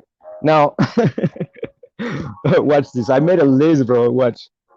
I made a list. You see, I have a list of psychic abilities, right?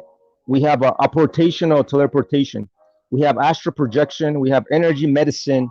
We have psychic surgery. We have psychokinesis or telekinesis, right? We have precognition or premonition. We have retrocognition. We have levitation or transvection. We have remote viewing or clairvoyance, which is the same thing. Telepathy, right? And then we have automatic writing and mediumship or channeling. Now that's kind of interesting, right? But we're gonna go into all of that, bro. We also gonna go into the seers and what that means. So stick around. We're almost done, bro. And then once again, I'm sure there's a lot of One West dudes, One West members in the background listening, bro. just waiting to see what we say, waiting for us to fall on our own words, bro. But you know what? That's not gonna happen, bro, because everything that we speak, bro, is backed up by the scriptures, is backed up by the Spirit of the Most High, is backed up by prophecy, is backed up by facts, bro.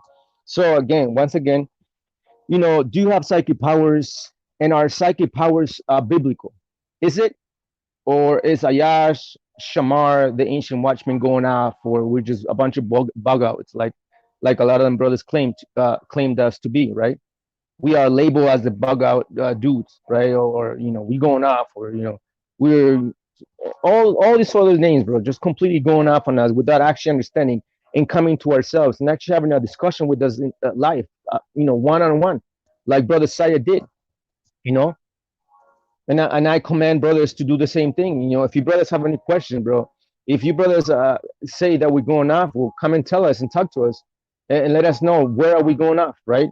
Scripture says that, hey, if we're going off, if a brother's going off, and if you bring him back into the path of light, then you have won a brother. That Scripture says that, right? Doesn't that? It does say that. So if Jose Vega and I and the Ancient Watchman is completely going off, then how come nobody is here to actually correct us? And if we're wrong, we are gonna humble down. But apparently, brothers hate the scriptures. Brothers hate breaking bread with their own gente, right? But anyways, man, we're gonna go into the list of psychic abilities and whether or not these psychic abilities are biblical, or we're just making this up, bro, and just going off completely off into witchcraft and all this other stuff that I always get accused of going into, right? So, shalom, everybody. Welcome to the live. Welcome to the live. Shalom. Once again, don't forget to share, like, and subscribe, man. And I appreciate a big shout out to everybody that has subscribed to our channel. Share our videos, bro, if you like our content. We're asking for no money around here, bro. We just ask that you keep us in your prayers, bro. Strongly to keep us in your prayers, so that wisdom is increased, so that we have the strength and the time to actually edify our nation and our people, bro. And a big shout out to a lot of brothers that have stayed in the fight against the lies, the lion serpents out there, bro, deceiving our people in our nation, giving them a strong drink for them to get drunk. You know what I'm saying? So shalom, welcome to the live. I'm glad you guys are here. So let's get started. Woo! Shalom, welcome to the live. Okay, so again, we went throughout the list of the psychic abilities, and we're gonna prove that teleportation, astral projection, energy medicine, psychic surgery, psychokinesis or telekinesis, precognition or premonition, retrocognition, what else? Levitation or transvection, remote viewing or clairvoyance, telepathy, and among other abilities or psychic abilities are actually biblical, and we're gonna actually prove it, bro. So stick around. This is a great class, bro.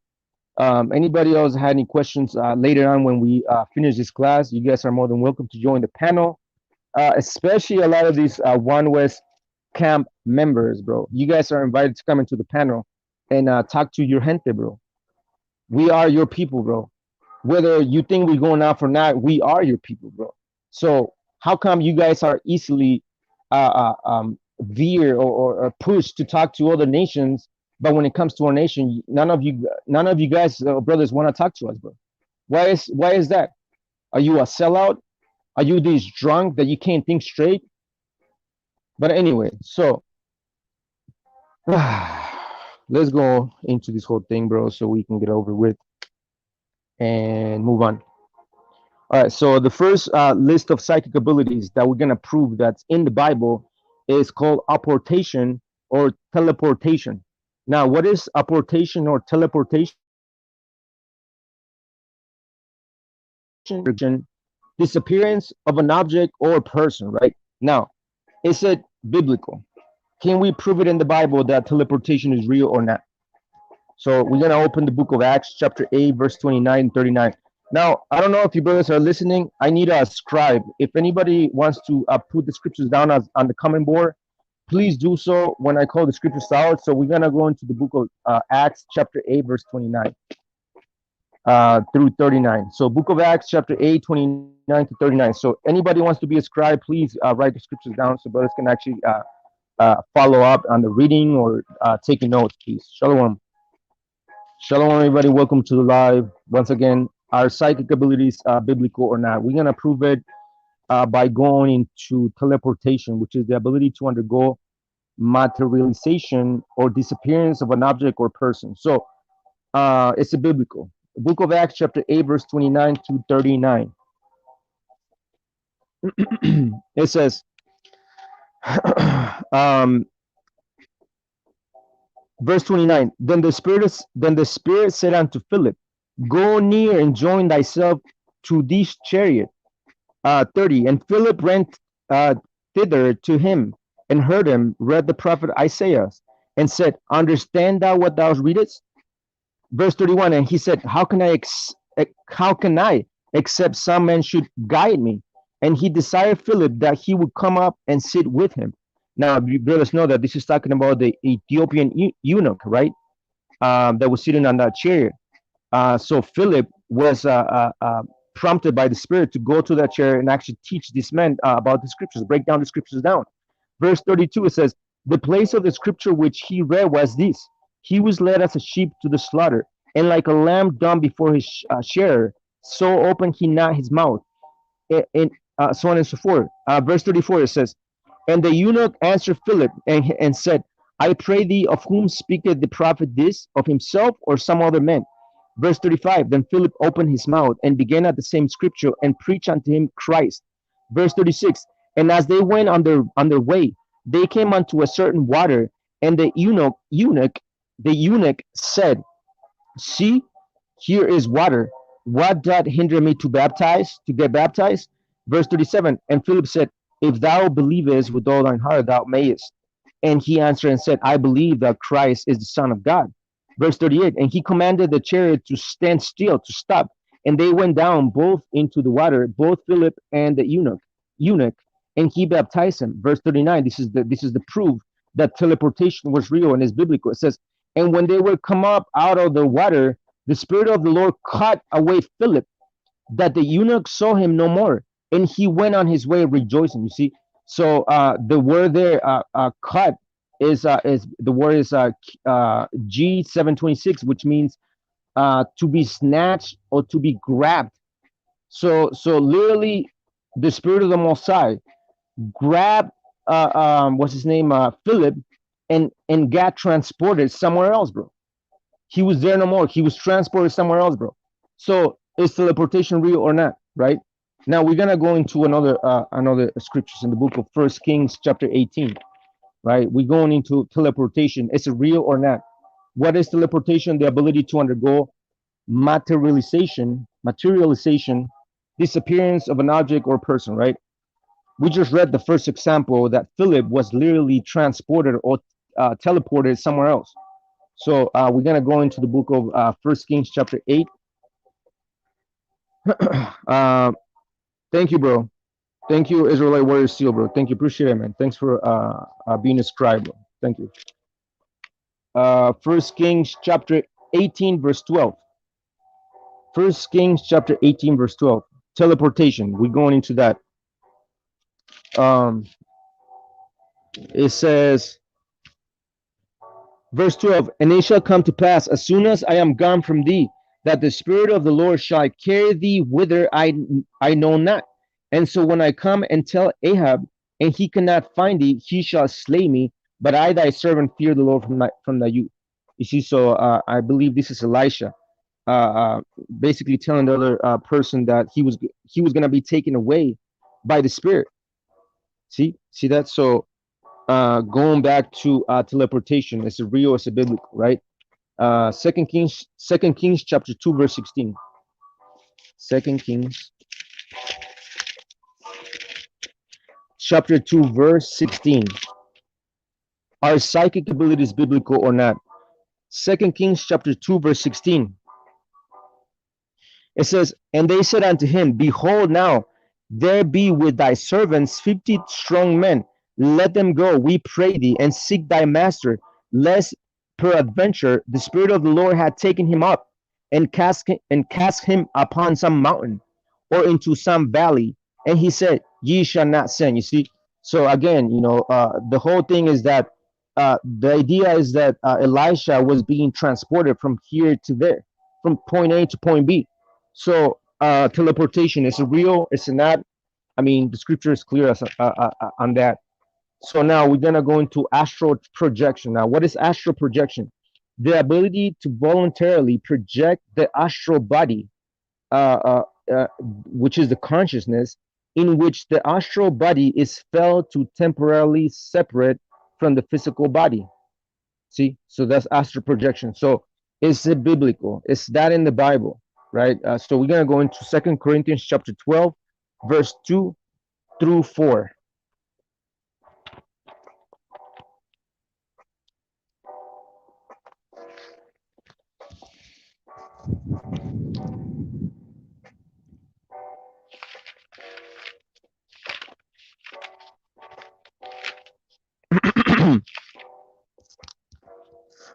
Second Corinthians chapter 12, verse 2 through 4 says, I knew a man in Christ about 14 years ago, whether in the body I cannot tell, or whether out of the body, see, out of body experience or astral trouble, I cannot tell, God knoweth. Such an one caught up to the third heaven, and I knew such men, whether in the body or out of the body, I cannot tell, God knoweth. Verse 4, how he had caught up in paradise and heard unspeakable words, which it is not lawful for a man to utter. You see? So obviously we know that this is talking about Paul himself, that he was basically doing like some sort of astral projection coming out of his body into a different realm, which is the third heaven. So from there, we're going to go into Ezekiel 3:12. Ezekiel 3:12.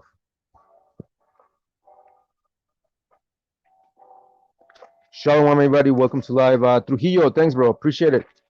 Thanks for being a scribe, bro. Thanks, everybody, for scribing for me, bro. Appreciate it. So Ezekiel 3:12 through 14. We're still on the subject of astral projection, whether or not that is biblical, right? That's the whole thing. We're proving that out.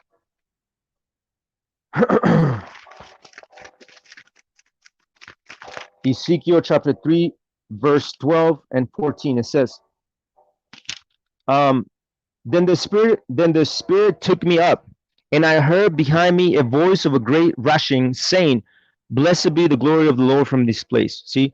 So whether this be astral projection or teleportation, the whole thing is that Ezekiel was taken up by the Spirit, right?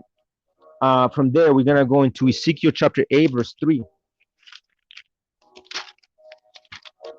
Ezekiel chapter 8, verse 3 says, and he put forth the form of an hand, and took me by a lock of mine head, and the spirit lifted me up between the earth and the heavens. You see? And brought me into the visions of God to Jerusalem, to the door of the inner gate that looketh toward the north, where was the seat of the image of jealousy, which provoked to jealousy. You see? So Ezekiel, in the book of chapter 8, verse 3, he was taken in the spirit by one of the angels into another dimension, right? The so-called astral projection, and so on and so forth. Ezekiel chapter 11, verse 1. It says, moreover, Ezekiel 11, verse 1, moreover, the Spirit lifted me up and brought me unto the east gate of the Lord's house, which looketh eastward, and behold, at the door of the gate 25 men, among whom I saw Jaazaniah, the son of Asur, and Pelatiah, the son of Benaiah, princes of the people. You see?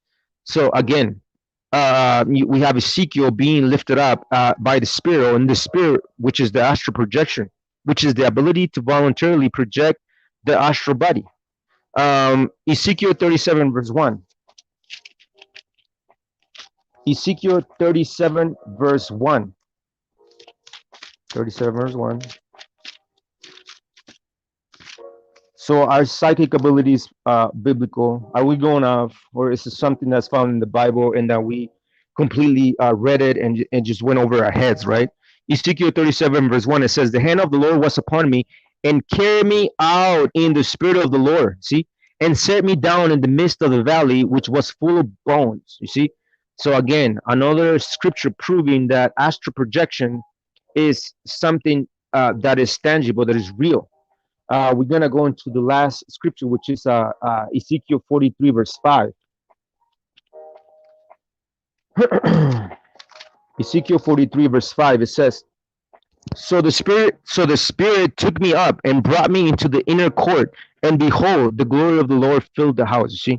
So once again, another scripture proving that astral projection, which is the ability to project the astral body, meaning the consciousness, in which the astral body is felt to temporarily separate from the physical body, which is exactly what we just read in Ezekiel 3:12, Ezekiel 8:3, Ezekiel 11:1 and 24, Ezekiel 37 verse 1, Ezekiel 43 verse 5. You see that? So now we're gonna go into energy medicine, right? What is energy medicine?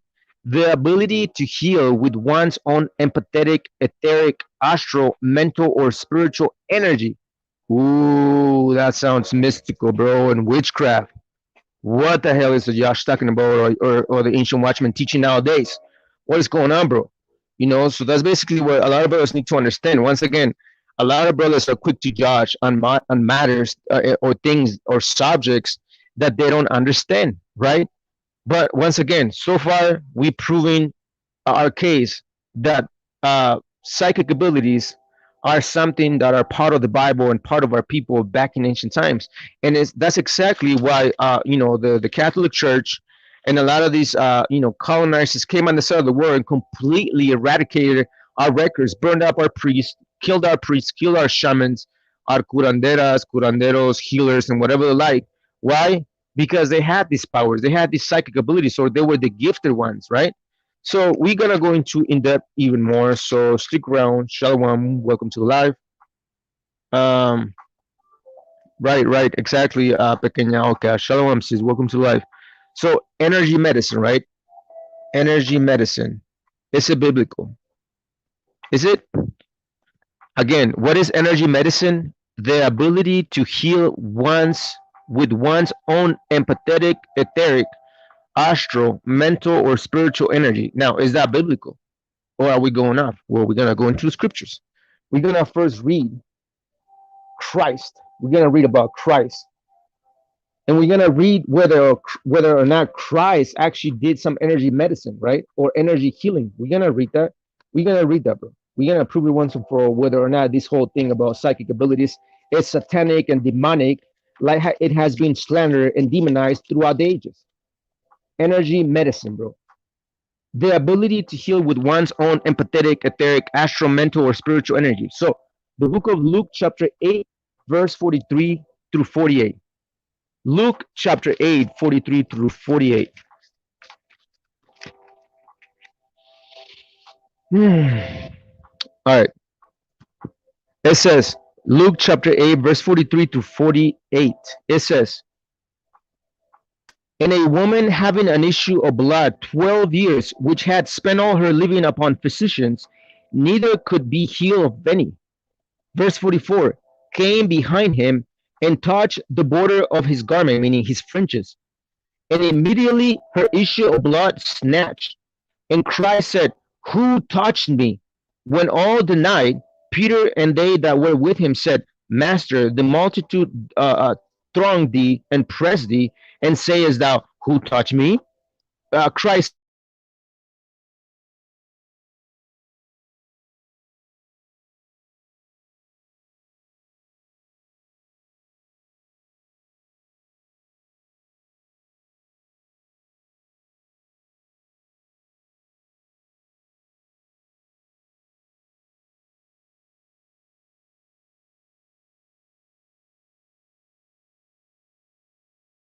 unto him, Simon, Simon, Bar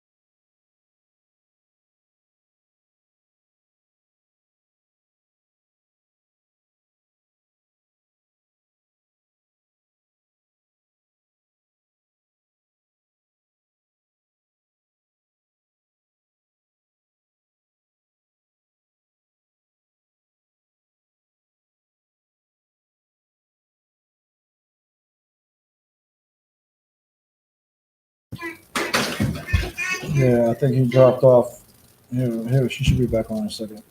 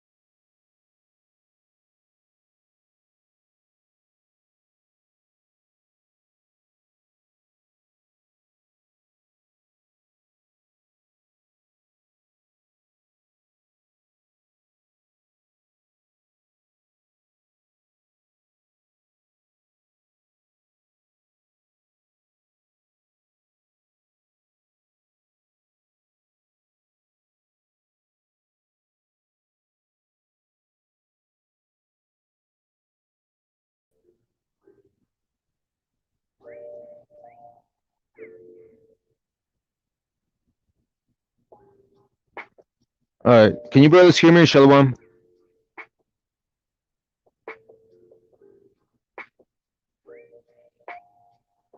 Shalom, shalom. Can you brothers hear me? Yes or no? Shalom. Welcome to the live. Victor, shalom, bro. Thanks for coming on, bro. You have a great night. Thanks for joining us, bro. Most I willing you're able to watch the whole thing when we're done. So again, thanks for coming on, bro. Vega, can you hear me? Yes or no? Yeah, Oh, okay. Do you know where I left on or no?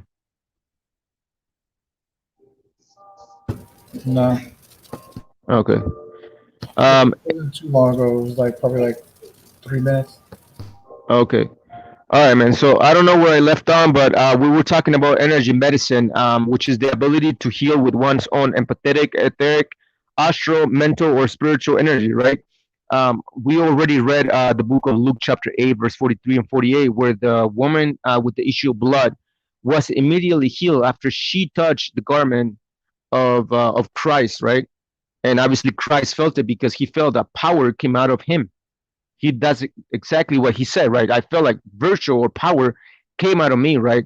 Then we went to the book of Acts, chapter 5, verse 15, where Peter's shadow is the one that was healing the people that was being laid out in the streets, and so on and so forth. We read that in the book of Acts, chapter 5, verse 15. Now we're gonna go into again, and I was saying that when Peter's shadow was healing the people, that's also like another level of understanding that in order for us to become healers and help humanity heal, we have to heal ourselves first, which means what? We have to deal with our shadow self, meaning with the dark shed that we go through, and so on and so forth. That's basically what it means. The shadow self is us dealing with like dark part of ourselves, the shit that we go through, the traumas, and so on and so forth, right? We have to deal with that first in order for us to even become healers ourselves. Just like, Christ went through all that stuff, and then he became a what? He became a shaman. He became a healer. He became, he was casting out demons and whatever the like. So, energy medicine, 5:15, proving that Peter's shadow was healing the people, right? Which is really powerful, which goes into energy medicine. Now, um,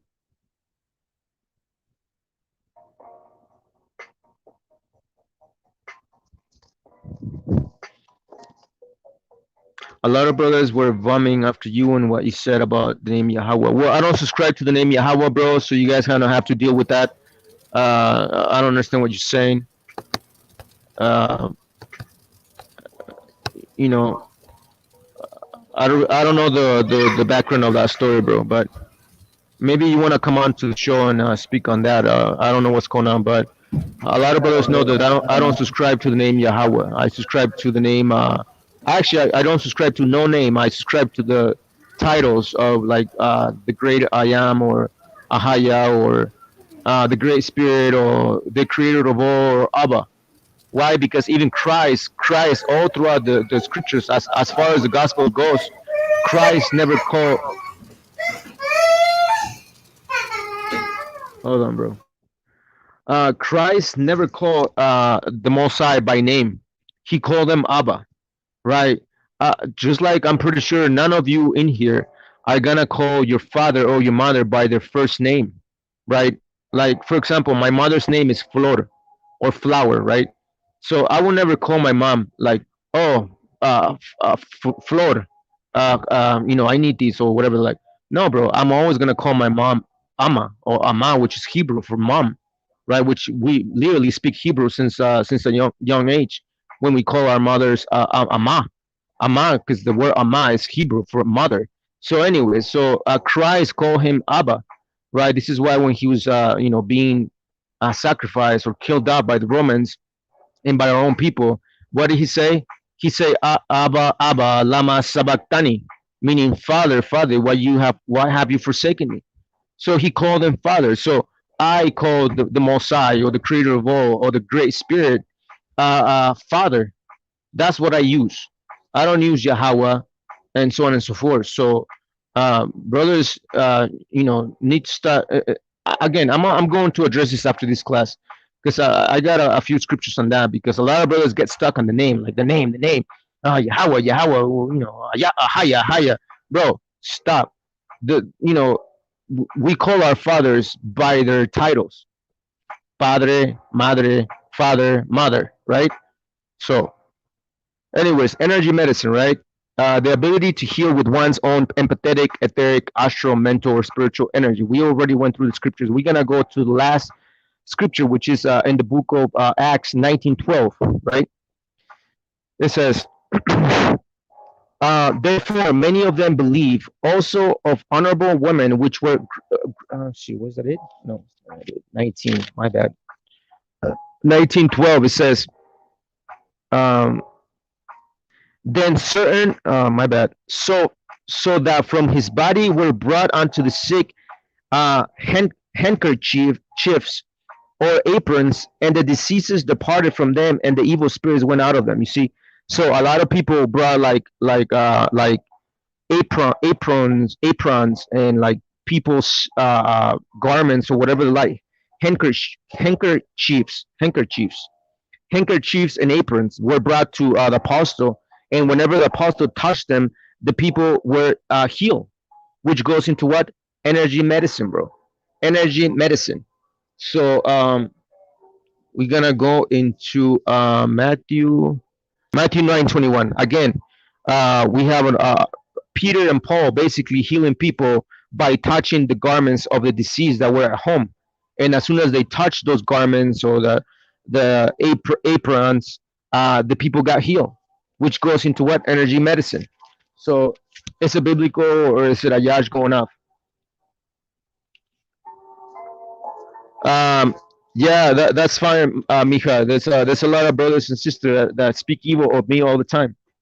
They call me Masons. They call me false, teacher. They call me witch. They call me all sorts of names, bro. But I don't see them teaching nothing. I don't see them trying to actually teach nothing at all. So, and when we teach, we actually prove things, like we're proving things right now.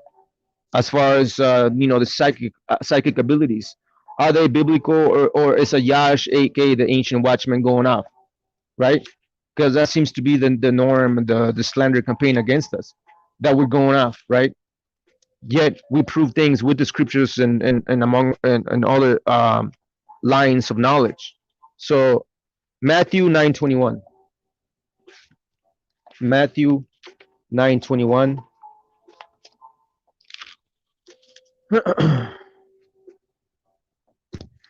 It says again, going back to what we brought out earlier about the woman with the disease of blood, right? It says, and behold, a woman, Matthew 9:20 and 21. It says, and behold, a woman which was diseased with an issue of blood 12 years came behind him and touched the hem of his garment. See, for she said within herself, if I may but touch his garment, I shall be healed. You see, so again, going back to energy medicine. You see, energy medicine, which is what? the ability to heal with one's own empathetic, etheric, astral, mental, or spiritual energy. We're gonna continue to go into this whole thing, but we're diving into deep waters, like I said. Now we're gonna go into the First Kings chapter 17, 17 through 24. First Kings chapter 17, 17 through 24. Again, proving that energy medicine is in the scriptures. It's not satanic. It's not a demonic satanic gift that our people have. Because we've always have this type of gifts, bro, all the time. Even prior to colonization, is why you have a lot of these colonizers burning our books and killing our shamans and our healers. Why? Because our people had these gifts. So um, First Kings chapter 17, 17 through 24.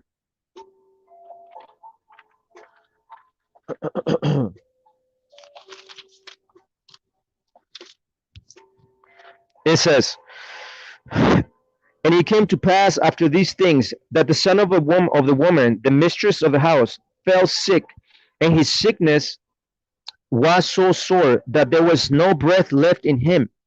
And she said unto Elisha, what have I to do with thee, O thou man of God? Art thou come unto me to call my sin to remembrance and to slay my son? You see, so basically, like she was afraid that Elisha went to judge the house and kill her son. Verse 19 it says, and he said unto her, give me thy son. And he took him out of out of her bosom, and carried him out into a loft where he abode, and laid him upon his own bed. Verse 20.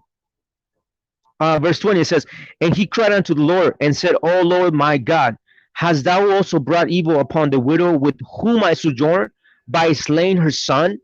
Verse 21, and he stretched himself upon the child 3 times. You see, he stretched himself upon the child 3 times, meaning he was on top of the child, touching the child. It says, and cried unto the Lord and said, O Lord my God, I pray thee, let this child's soul come into him again. Verse 22, and the Lord heard the voice of Elisha, and the soul of the child came unto him again, and he revived. You see that? So that goes into what? Energy medicine. The ability to heal with one's own empathetic, etheric, astral, mental, or spiritual energy, which is, the prayer of Elisha by touching the child, right? So from there, we're gonna go into that's it. Yeah, that's it. So that was energy medicine, son. And we're gonna go into psychic surgery. What is psychic surgery? Right? What is psychic surgery? Shalom, everybody. Welcome to the live once again. For brothers that are camp members that are listening in the background, stick around. We're gonna share the link once we finish, so that you guys can bring yourselves onto the panel and speak thy piece instead of running, your mouths on the boards like you always do. But anyways, welcome to live, Shalom. I hope you guys are following and learning, and following along, bro, and take notes. So, psychic surgery is a biblical. Is this psychic ability biblical? What is psychic surgery? The ability to remove disease or disorder within or over the body tissue via an energetic incision that heals immediately afterwards. Again, we're gonna prove it that psychic surgery is a gift that is biblical also. Matthew chapter 8, verse 8.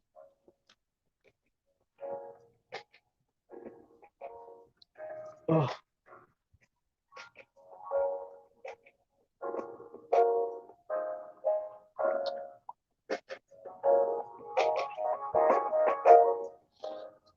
All right. Shalom. All right, so Matthew chapter 8, verse 8, we're into psychic surgery. Is it biblical or not? We're gonna prove it like like we've proven the other ones before. So psychic surgery, Matthew 8, 8. Where's it at? Matthew 8, 8. Matthew chapter 8, verse 8, it says, the centurion answered and said, Lord, I'm not worthy that thou shouldest come under my roof, but speak the word only, and my servant shall be healed. You see that? So the centurion understood that Christ had the ability to basically utter the word, heal, or you shall be healed, and the servant of the centurion was healed, bro. So again, uh we're gonna read Matthew 15:21 through 28. Matthew 15:21 through 28.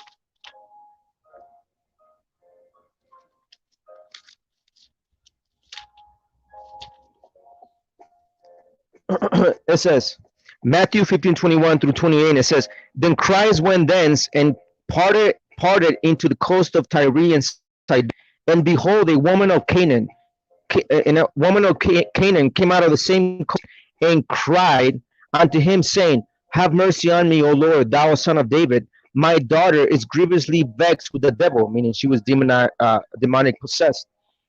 Verse 23. But he answered her not a word. And his disciples came and besought him, saying, send her away, for she cried after us, meaning she's bothering us, like just send her away, you know. Verse 24.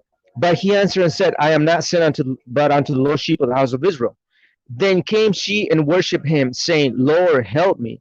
Verse 26. But he answered and said, it is not mean to take the children's bread and cast it to dogs. Verse 27. And she said, true, Lord, meaning she agreed that she was a dog. Yet the dogs eat of the crumbs which fall from the master's table. Verse 28. Then Christ answered and said unto her, O woman, great is thy faith. Be it unto thee even as thou wilt. And her daughter was made whole from that very hour. You see? Psychic surgery, bro. You see that? So, shalom, everybody. Welcome to the live. I hope you guys are following. I know brothers are dropping out from the live. It don't matter, bro. Still, this is gonna go forward. You know, it don't matter if there's one person here listening. So, our psychic abilities, demonic or satanic in nature, or it's a biblical. Obviously, you brothers are listening to the scriptures, and you guys are listening to the whole thing, and you guys are gonna be the judge on the matter. So, I'm just gonna bring this out, you know, and you guys be the judges on that. So, now we're gonna go into psychokinesis or telekinesis, right? Which is the ability to manipulate objects with one's mind. Prophet Elisha, right? We're gonna go into the book of 2 Kings, chapter 6, verse 4 through 7.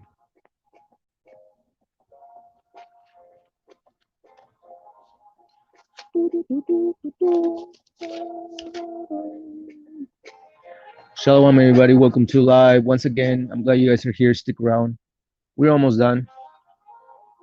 All right, so psychokinesis or telekinesis, bro. It's a biblical, right?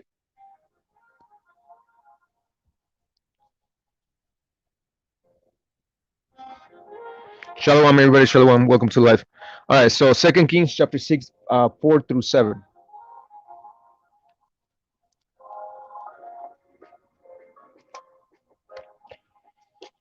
Second Kings 6. All right, the book of 2 Kings chapter 6, verse 4 through 7. It says, so he went with them, and when they came to Jordan, they cut down wood. But as one was felling a beam, the axe head fell into the water, and cried and said, alas, master, for it was borrowed. And the man of God said, where did it fall? And he shewed him the place. And he cut down a stick and cast it in the thither, and the iron did swim. You see that? So literally, the prophet Elisha made an object made of iron or metal float in the water, bro. Which is what? Telekinesis, bro. So, moving on. Precognition or premonition, right? Which is the ability to perceive future events, which is basically all the prophets, right? All the prophets who prophesied of the rise and fall of many kingdoms, such as, you know, in the book of Daniel, when the prophet Daniel prophesied of the rise of the Babylonian Empire, the Greek Empire, the Assyrian Empire, and so on and so forth. So that's a form of precognition or premonition, which is basically prophecy or the spirit of prophecy, right? So now we're gonna go into the word retrocognition, right?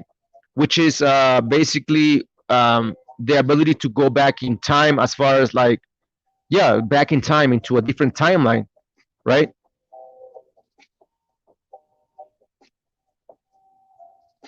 Right. So retrocognition. So we're gonna go into that.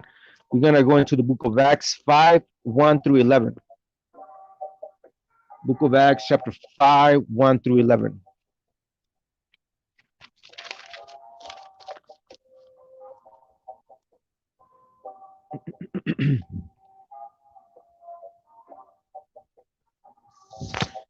Oh man, it's a lot of reading. But anyways, so the book of Acts, chapter 5:1 through 11, it says, "But a certain man named Ananias, with Sapphira his wife, sold a possession and kept back part of the price, his wife also being privy to it, and brought a certain part and laid it at the apostles' feet. But Peter said unto Ananias, Why hath Satan filled thine heart to lie to the Holy Ghost and to keep back part of the price of the land?" So basically, you got these brothers, these couple that sold certain land or possessions that they had in order to bring the money to the community back in the book of Acts. And so Peter, having the gift of retrocognition, meaning the ability to go back in time and learn of past events. That's basically what it means. He knew about what they did. That's why in verse 3 it says, "But Peter said unto Ananias, Why had Satan filled thine heart to lie to the Holy Ghost and to keep back part of the price of the land?" You see? So verse 4, "While it remained, was it not thine own? And after it was so, was it not in thy own power? Why hast thou conceived this thing in thy heart?" You see? So the apostle Peter was exposing them from lying to the apostle Peter and the community back in those days. So that's called what? Retrocognition. Retrocognition. Let me write it down, bro, because I know sometimes my accent doesn't help. Shalom. Uh,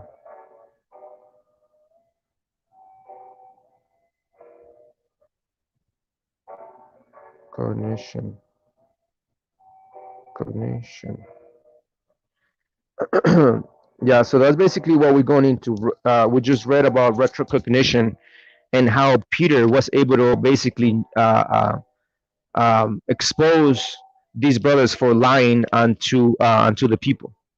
So now retrocognition is basically kind of like um, the intuitive ability of clear knowing, meaning she knew, right? I mean, Apostle Peter knew that these brothers were lying, right? So again, these psychic abilities, are they biblical or are they not, right? Now we're gonna go into levitation or transvection.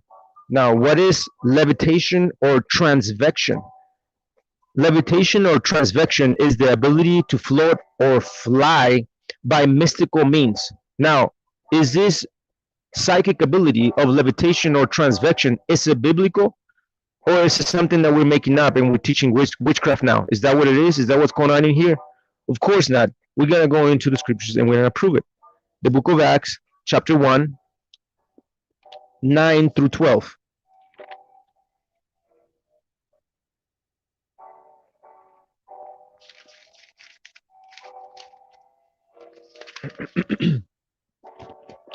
All right, we're gonna go into again levitation or transvection, which is the ability to float or fly by mystical means. Book of Acts, chapter 1, 9 through 12. It says, "And when he had spoken these things, while they beheld, he was taken up, and a cloud received him out of their sight.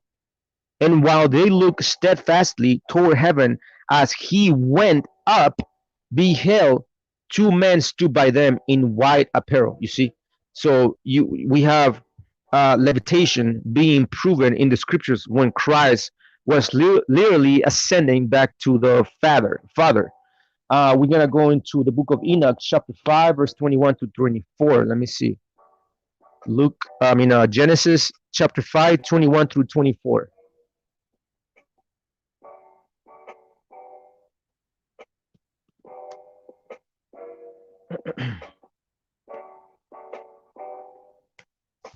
Shalom, everybody. Welcome to Live. Once again, we're going into the psychic abilities, and we're proving that psychic abilities are not demonic, or satanic in nature.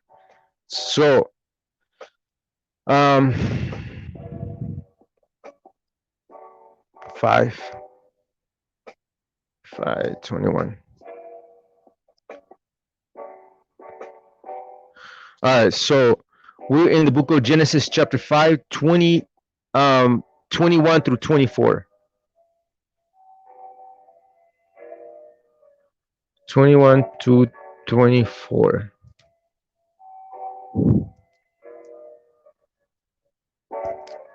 It says, when Enoch had lived 65 years, he became the father of Methuselah. After he became the father of Methuselah, Enoch walked faithfully with God 300 years and had other sons and daughters. Altogether, Enoch lived a total of 365 years. Enoch walked faithfully with God, then he was no more because God took him away. You see? So, I mean, how are you taken away? Do you disappear or are you taken up? You know, I mean, that's the question, right? How was Enoch taken up or taken away, right?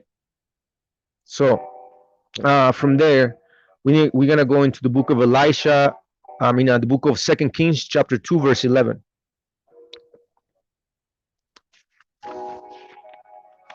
Second Kings, chapter 2, verse 11.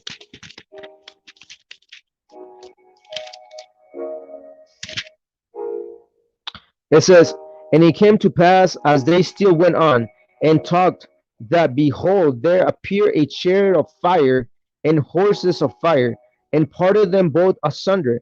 And Elisha went up by a whirlwind into the heaven. You see, Second Kings chapter 2, verse 11. Again, levitation, which is what? The ability to float or fly by mystical means. You see, so again, psychic abilities, is that, are we going off, is that something that is witchcraft, is it satanic or demonic, is it? Because so far the scriptures are proving that these gifts have been practiced, or at least have been part of our nation for quite some time now, even on this side of the world. You know what I'm saying? So again, is it biblical or is it demonic or satanic?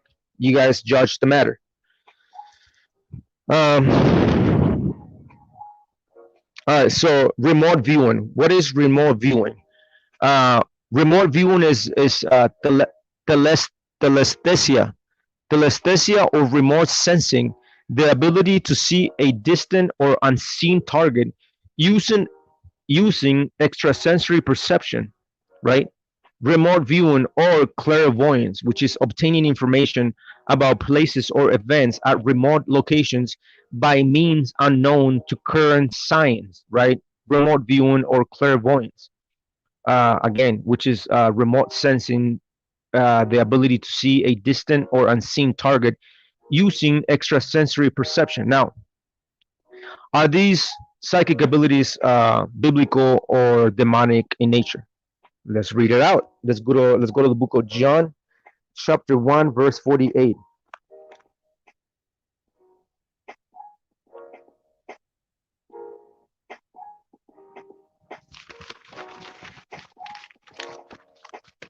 The book of John, chapter 1, verse 48. It says, Nathanael said unto him, whence knowest thou me? Let me see.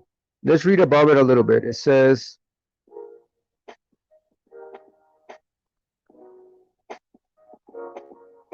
let's read about verse 45 down to 48. So John chapter 1, verses 45 through 48.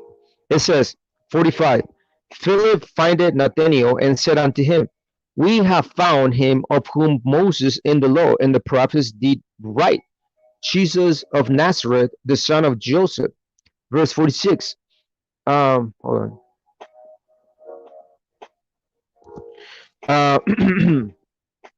Right. It says, verse 46, and Nathanael said unto him, can there any good thing come out of Nazareth? Why? Because that place was basically a ghetto. Now, the place of Nazareth was literally the ghetto of our ancient city over there in Jerusalem, right? It says, and Nathanael said unto him, Can there any good thing come out of Nazareth? Philip said unto him, come and see. See? So they were having this conversation between Philip and Nathanael.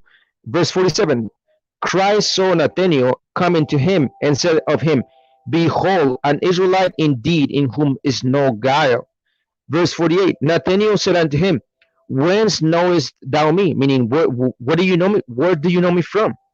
Christ answered and said unto him, before that Philip called thee, when thou was under the fig tree, I saw thee. You see that?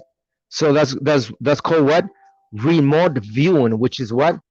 Telesthesia, or remote sensing, which is the ability to see a distant or unseen target using extrasensory perception. Christ knew of Nathanael even before they even met. What was Nathanael doing? He was under a fig tree. That's why in verse 48 he said, Nathanael said unto him, whence thou, where do you know me from?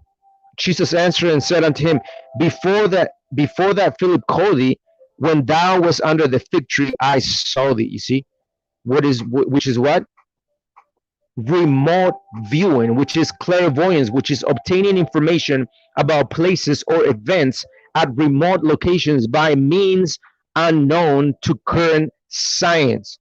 Now, psychic abilities, is it biblical?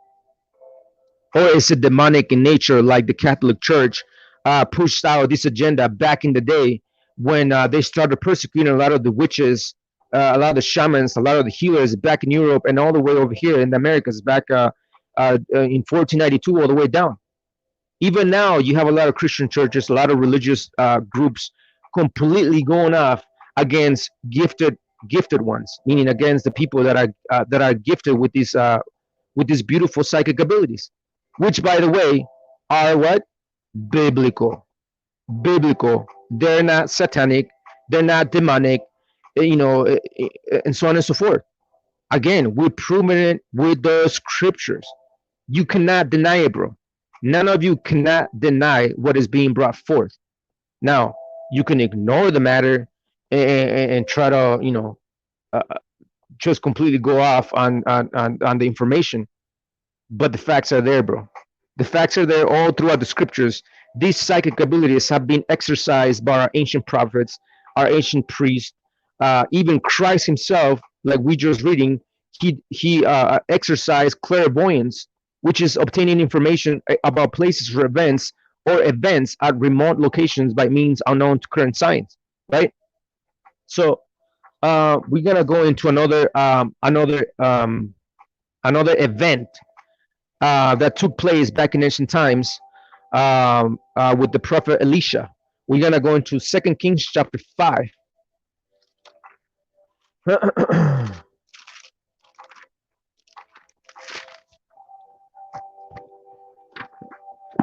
All right, so remote viewing or clairvoyance, is it biblical? Are psychic abilities biblical, or are they demonic and satanic in nature?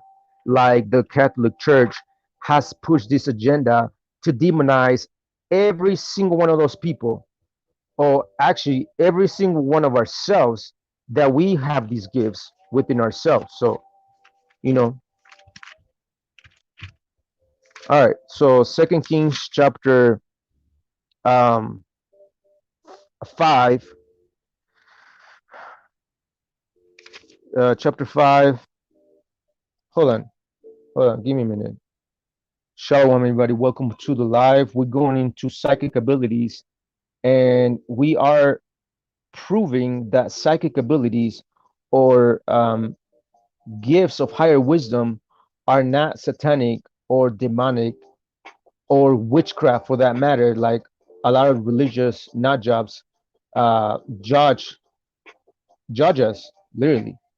You know what I'm saying? So we are learning, bro, and then we are gonna learn today. So shalom, everybody. Welcome to the live. Once again, if any campers are out there in the background, just wait until the class is over so you guys can join in the panel. Shalom.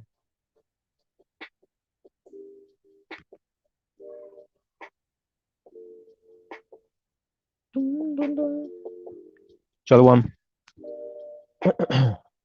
Shalom, everybody. Welcome to Live. Once again, stick around. We're almost done. We're almost done. I just wanted to bring this out because it's very important for brothers to understand that psychic abilities is not an off thing. It's not satanic. It's not demonic in nature. It's not witchcraft, but it's something that our ancient prophets exercised back in the day.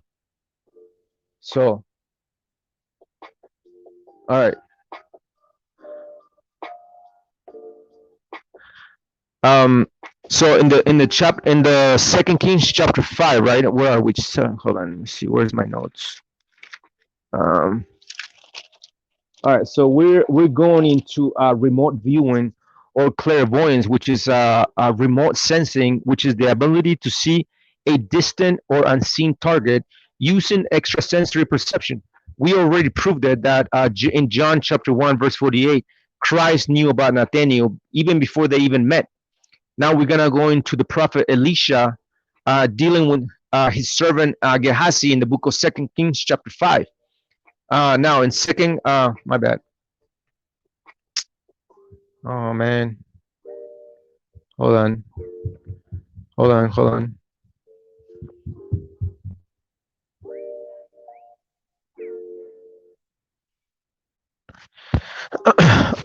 Jeremiah Visaka, he's doing it tomorrow. He's doing the lesson tomorrow, so I guess stick around for tomorrow. We'll see you there on tomorrow, bro.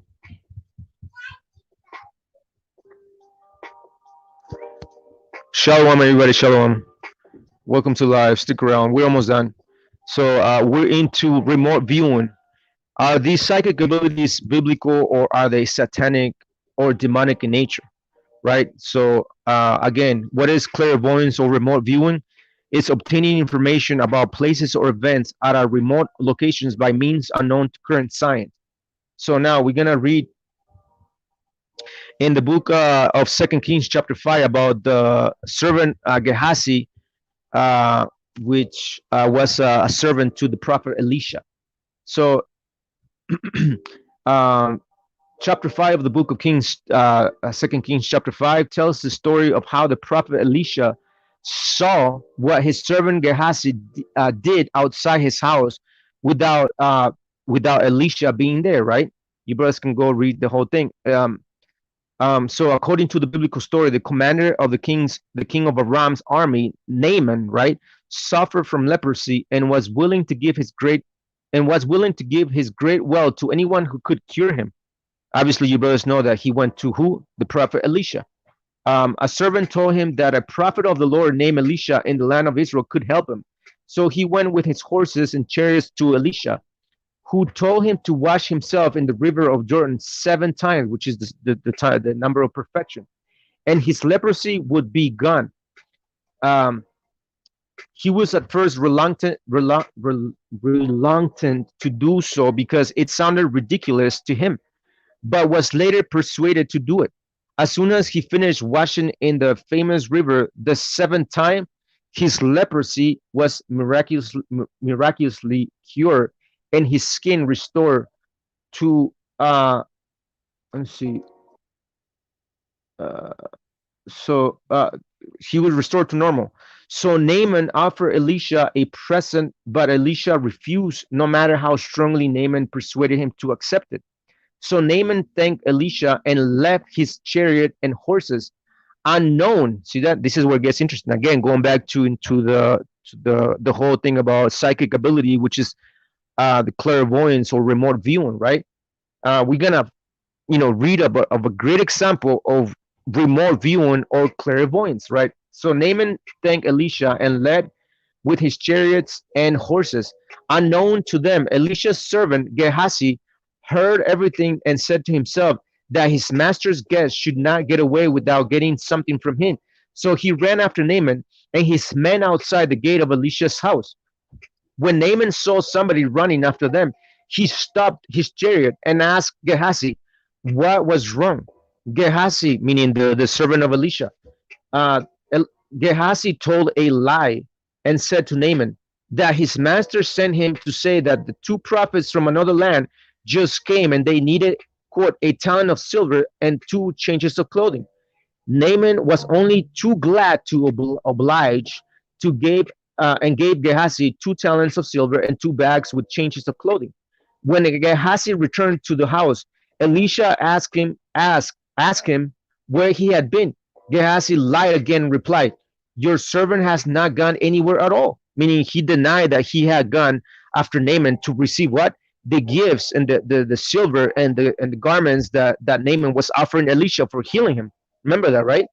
So Gehazi went after Naaman, and he wanted the gifts. He wanted the money instead, right? And even he lied to the prophet Elisha, said, "Your servant has not gone anywhere at all." But Elisha said unto him, did I not go with you in spirit when someone left his chariot to meet you?" Meaning Elisha's spirit was with him. Meaning he was witnessing everything that took place when Gehazi left the house to go after Naaman. Meaning what? That he saw, meaning he experienced what? Remote viewing, which is what? The ability to see a distant or unseen target using extrasensory perception, or clairvoyance, which is what? Obtaining information about places or events at remote locations by means unknown to current science. Again, Elisha said unto him, "Did I not go with you in spirit when someone left his chariot to meet you? Is this a time to accept money and to accept clothing, olive orchards and vineyards, sheep and oxen and male and female slaves?" Therefore, Elisha said, "The leprosy of Naaman shall cling to you and your descendants, and your descendants." Obviously, we know that their descendants became white as snow, just like the scripture says in the book of 2 Kings chapter 5, verse 27. You see that? So, again, that was remote viewing or clairvoyance, which is obtaining information about places or events at remote locations by means unknown to current science, just like we prove it in the scriptures, bro. So, of all the known psychic or ESP, extrasensory perception abilities of humans, telepathy is the most common or most often manifested. It is also the first ESP powers extensively studied or researched and investigated by scientific researchers in the West, such as Dr. J.B. Ryan of Duke University in North Carolina in the 1930s. Not right. So, what is telepathy? Telepathy is the ability or power to receive or transmit thoughts without the use of one's physical senses. Now, the question will be, is telepathy biblical, or is it demonic, or is it witchcraft, or is it satanic, like a lot of these brothers be lying, like a lot of these religious nut jobs be judging everybody else, or those who have those gifts, right? So, telepathy, again, the ability or power to receive or transmit thoughts without the use of one's physical senses. Now, we're going to prove it that telepathy, one of the psychic abilities given by the Most High as a gift to mankind, is actually biblical. So, let's read the book of Luke, chapter 9, verse 46 and 48.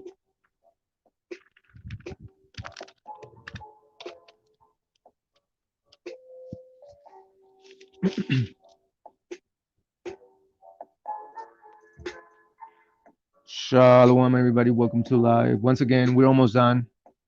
I think I don't know. I think this might be the last one. So, anyway, so telepathy, is it biblical? Is it satanic? Is it demonic in nature? Is it witchcraft? So, or is it biblical? Right. So let's read it out. Luke chapter 9, verse 46 and 48. All right, the book of Luke, chapter 9, verse 46 through 48. It says, "Then there arose a reasoning among them which of them should be the greatest. And Christ, or Jesus, perceiving the thought of their heart," you see, the thoughts of their minds, "took a child and set him by him, and said unto them, Whosoever shall receive this child in my name, receiveth me. And whosoever received me, received him that sent me. For he that is the least among you, all the same shall be the great." So literally in verse 47, Christ knew their thoughts, right? Which is telepathy, which is the ability to receive or transmit thoughts without the use of one's physical senses. You see, we're going to read another example of Christ having telepathy abilities or psychic abilities of telepathy, right? The book of Luke, chapter 11, verse 14 through 17. Um, 14 through 17. All right. It says, and when he was casting out a devil, and it was dumb, and it came to pass when the devil was gone out of, the dumb spake, and the people wondered. But some of them said, he casted out devils through Beelzebub, the chief of devils. And others, tempting him, sought off of him a sign from heaven. 17. But he, knowing their thoughts, you see, but he, knowing their thoughts, said unto them, every kingdom divided against itself is brought to desolation, and a house divided against a house falleth. You see? So again, he knew their thoughts. Verse 17, but he known their thoughts, you see? So he knew their thoughts, which is what? Telepathy. The psychic ability of telepathy, which is the ability or power to receive or transmit thoughts without the use of one's physical senses. So let's keep reading. John chapter 4, 1 through 30. That one's a long read, but let me see if we can go into the point. So John chapter 4, uh, John chapter 4, verse 1 through 30.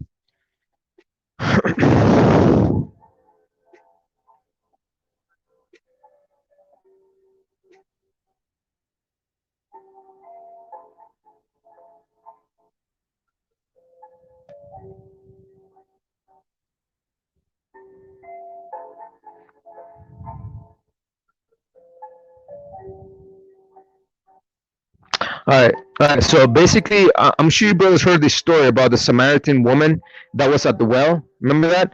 We're gonna get to the point because there's a lot of reading. You brothers can go ahead and read the whole story, but I'm getting to the point. It says, let's see. So you brothers understand the background, right? The background of the story. The Samaritan woman was drawing water. I believe she was from the Northern Kingdom tribes.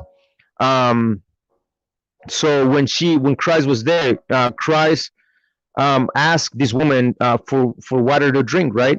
So it says, verse 13, it says, Jesus answered and said unto her, whosoever drinketh of this water shall thirst again, meaning the water at the well. Verse 14, but whosoever drinketh of the water that I shall give him shall never thirst, but the water that I shall give him shall be in him a well of water springing up into everlasting life. Verse 15, the woman said unto him, Sir, give me this water, that I thirst not, neither come hither to draw. 16, Jesus said unto her, Go, call thy husband, and come hither.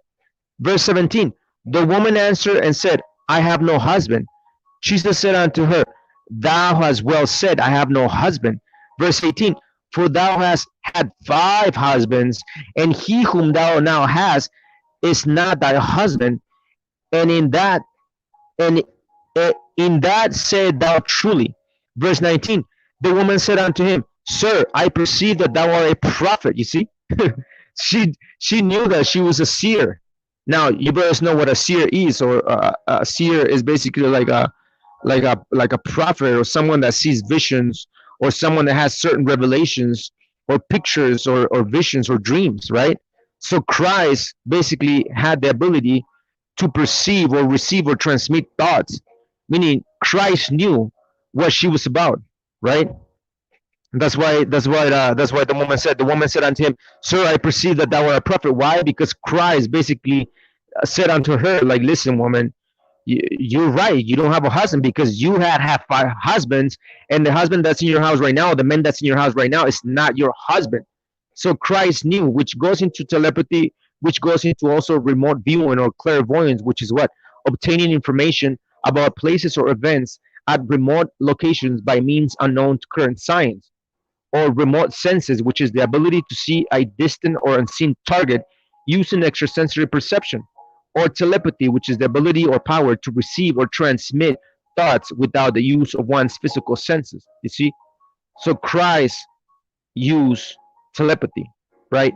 Now, the whole thing about this subject of psychic abilities whether or not those are real, whether or not those are demonic or satanic in nature, or is it witchcraft. Well, that's brothers. That's something that you guys gotta judge. I brought the information out. I brought the scriptures. I brought the definitions. I brought you into the historical part of how this whole hatred, this whole wicked agenda against the gifted ones has began. Who started this whole agenda of hatred against the gifted ones? Meaning the ones that have these abilities or the psychic abilities. At least there's people out there that have psychic abilities today. At least one or two. Maybe some other people have more than three or four. But the gifts are there, and the gifts have been um, exactly John chapter 4 verse 29. Come see a man which told me all things that ever I did. Is not this the Christ? Exactly. That's what remote viewing. That's clairvoyance, which means obtaining information about places or events at remote locations by means unknown to current science. So that's remote viewing or clairvoyance. Again, going back to the history, right? And how a lot of these um, demonizing of these gifts or the people that have these gifts has been it began by the Catholic Church way back in the day by persecuting a lot of the witches and the shamans of back in those days in Europe and on the side of the world, right? It's why our priests were killed off. It's why a lot of our books were burned out. Why? Because a lot of these things that these colonizers burned out back in the day had ancient knowledge, uh, pertaining to these psychic abilities, pertaining to ancient knowledge that we don't learn in schools. There's a lot of things that we don't learn in schools that our ancient ones knew about: the stars, astrology, mathematics, science, genetics, astronomy, right? Meaning the study of the stars, the movement of the planets and the celestial bodies, and so on and so forth. So all these things, bro, is knowledge that was lost, burned up, and acquired by the colonizers back in the day. But the whole thing is that there has been an agenda or a clear agenda to bring shame and create a bubble of hatred against things humans do not understand with their human knowledge, right? Hence, they burn, destroy, slander, and demonize everyone who possesses certain gifts, right? So now, um, let me uh, let me bring this out real quick. You see that? So it says in John chapter 14, verse 2, it says, now this is the red letters. This is literally Christ's words. It says, all the works I have done, you can do, and much more than these. You see? Meaning what? All these abilities that we went through, right? We got what do you call it? Hold on. See all these abilities, right? Apportation or teleportation, astral projection, energy medicine, psychic surgery, bro. Psychokinesis or telekinesis, precognition or premonition, retrocognition, right? Retrocognition. What else? Levitation or transvection, remote viewing, which is the same as clairvoyance, right? Which is obtaining information about places or events at remote locations by means unknown to current science. What else? Telepathy. Uh, all these things that we just read, and we prove it in the scriptures. We prove it with more than two witnesses that these psychic abilities are not demonic in nature, they're not satanic in nature, and they're not witchcraft. These are what? Gifts that, again, we're gonna go into the First Corinthians chapter 12, verse 4. Watch.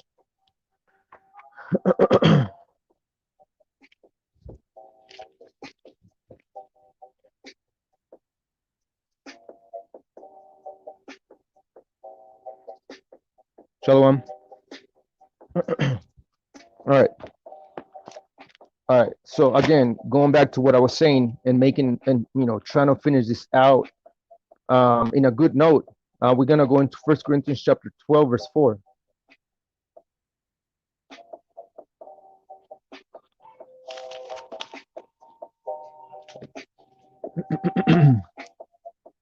Now check this out.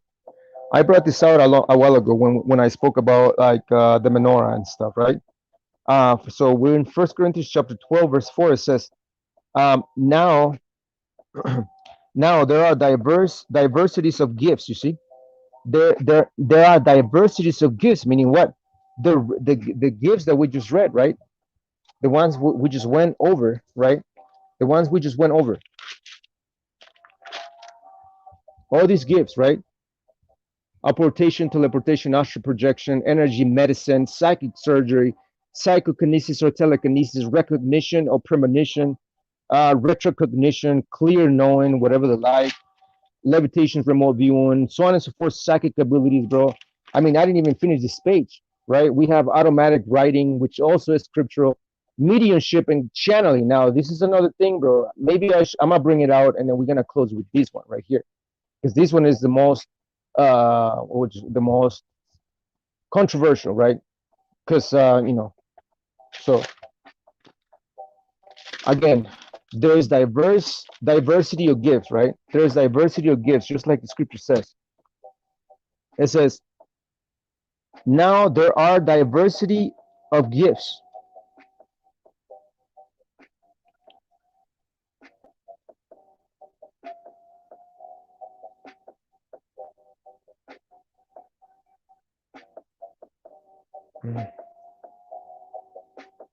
Oh my.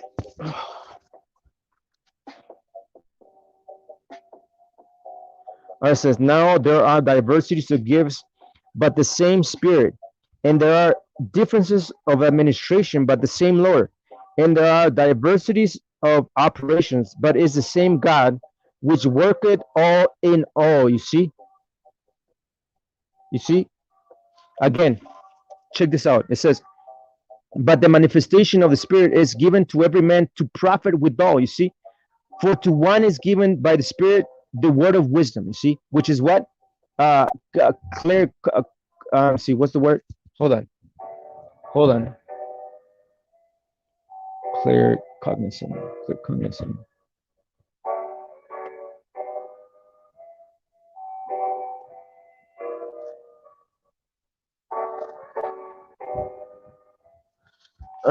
Again, we're on First Corinthians chapter 12, verse 8. It says, for to one is given by the Spirit the word of wisdom, right? Which is what? To another the word of knowledge by the same Spirit, you see. But what are the names of these gifts, right? Word of wisdom, word of knowledge. What's it called, right? Watch this.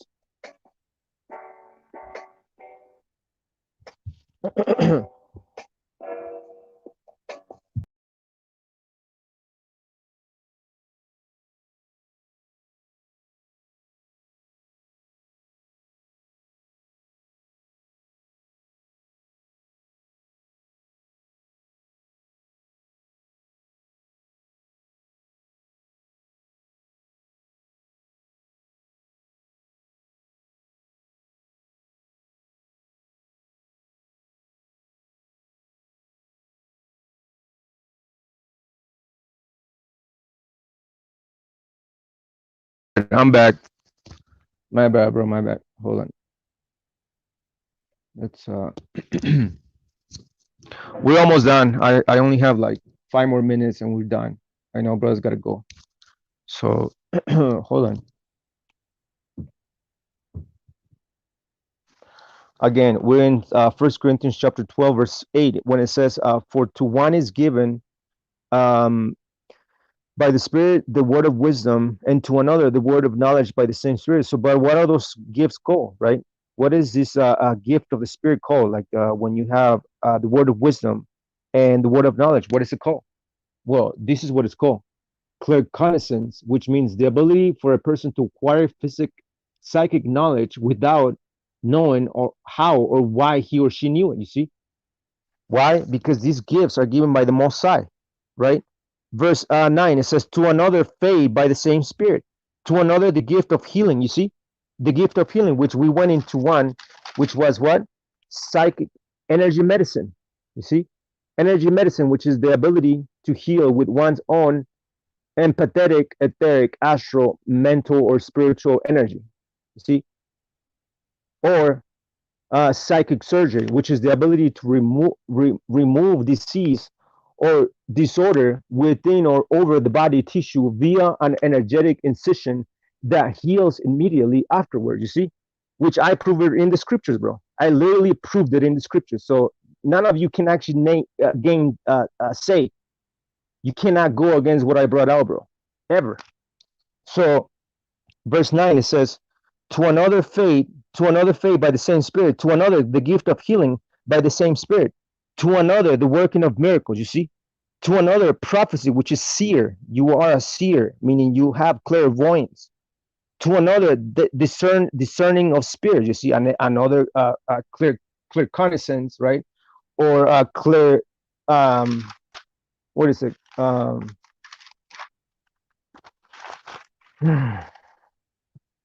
What is it? Clear retrocognition.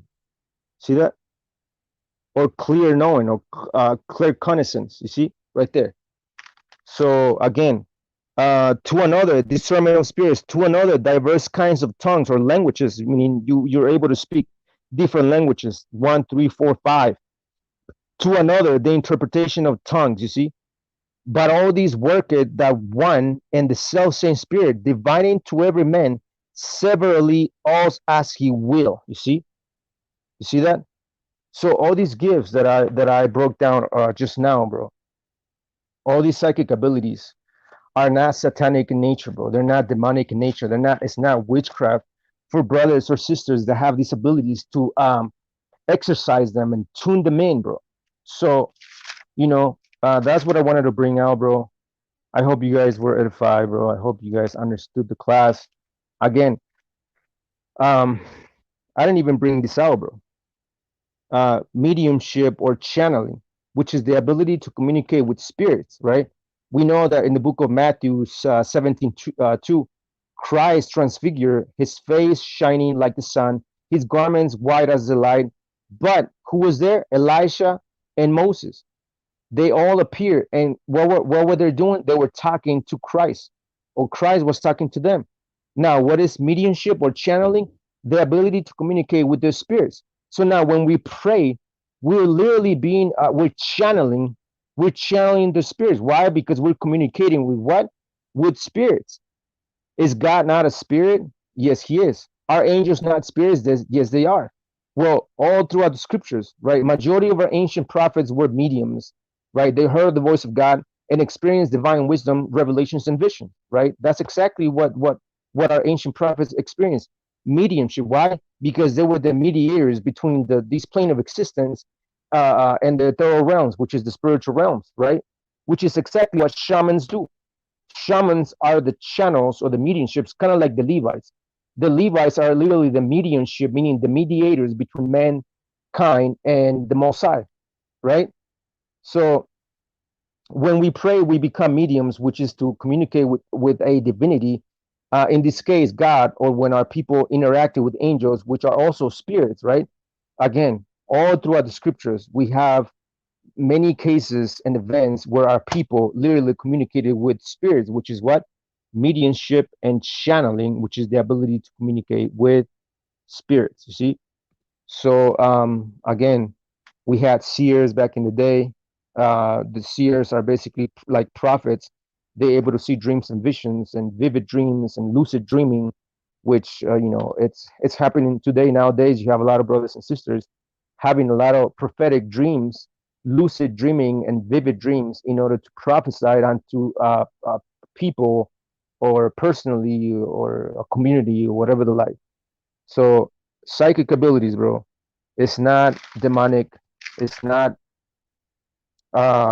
satanic, bro. It's something. It's a gift that was given by the Most High for the operation of the nation, bro.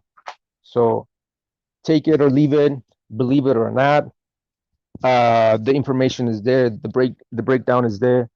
The scriptures are there to prove my case, to prove that what I brought out is not witchcraft. It's not satanic or demonic, but it's biblical, bro. So anybody wants to say anything else?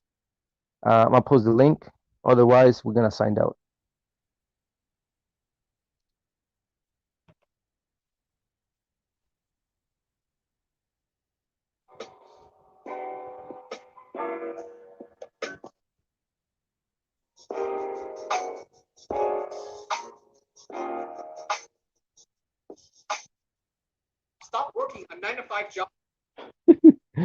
Commercials on YouTube, bro. It's annoying. All right, shalom, everybody, shalom. So that was the lesson. That's what I wanted to bring out. For all those who stuck around all the way till the end, man, I appreciate it. Thank you for being here once again. That's what I wanted to bring out. Hopefully, you guys were edified into the subject of psychic abilities, right? And whether or not they were biblical or satanic or demonic. So there it is. Shalom. Anybody else want to say anything else? Once again, I'm gonna post the link real quick. Otherwise, we're gonna sign out.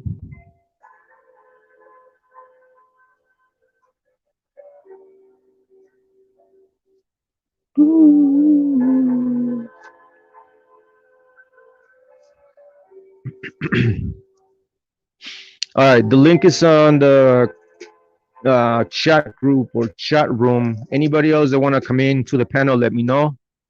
Otherwise, we're gonna sign out again. I wanted to speak about psychic abilities or gifts of higher wisdom, right? Again, we went into all of them and we proved it in the scriptures without shadow of a doubt that all those psychic abilities are biblical and not witchcraft or some sort of demonic, uh, you know, gift, but they were given by the Mosai as gifts of diverse spirits or diversities of spirit, meaning there's a very diversities of gifts, psychic abilities and whatnot. So, Luis Lora, shalom, bro. Thanks for coming on.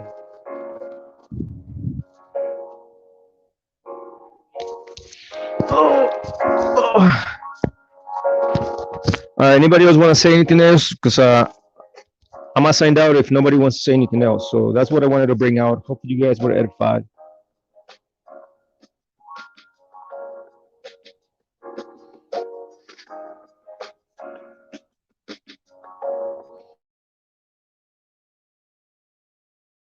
Into this ability, ley lines. What's that? Ley lines.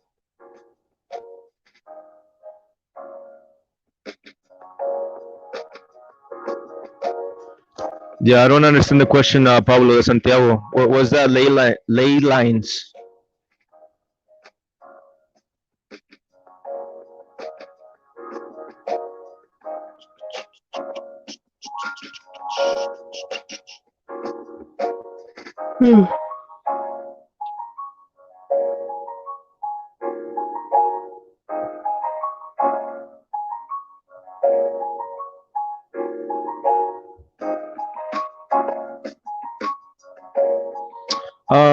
Yeah, I think I know what you're talking about. Yeah, the energetic grid that is basically above humans today. I believe it's part of the Crafted Council too, because there is a weaponry that is targeting the minds, like the frequency or trying to tap into the frequency of the genetic of humanity. Because every single human being on this planet has a harmonic within their DNA. So if you have a harmonic specifically created for your own self, meaning that's your own code. Nobody is like you on the planet. You are unique, meaning that you have your own coding system. There is a frequency or a harmonic within your genetic makeup. So you have weaponry today, frequency weapons that are trying to target certain individuals, especially the gifted ones on this planet.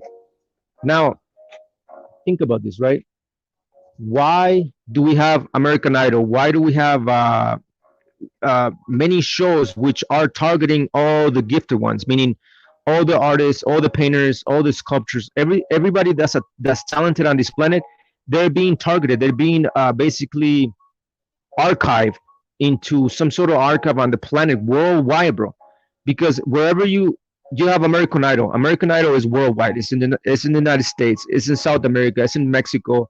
It's in Europe. It's in China. It's everywhere else, bro. So why are they targeting or trying to quote unquote gather all these artists, bro? Why? Because every artist on this planet, whether you are a painter, whether you are a singer, a musician, a graffiti guy or whatever the like, any artist, bro, whatever realm, whatever branch you're an artist from, they're trying to categorize us into these list, right? Why? Because artists are kind of closer to tap into these realms. Why? Because they're it's like creative minds. Any creative mind, you're tapping into another realm that is not of this place of existence. So going back to what you were saying about the ley lines, right? I think the ley lines, or this energetic grid, is also created to kind of like pinpoint or tune into the frequency of the gifted ones on this planet. Yeah, I know it sounds kind of far fetched, bro, but they literally showed in the movies. The powers that be are literally creating these energy frequency weapons. As a matter of fact, let me see if we can find what I'm talking about.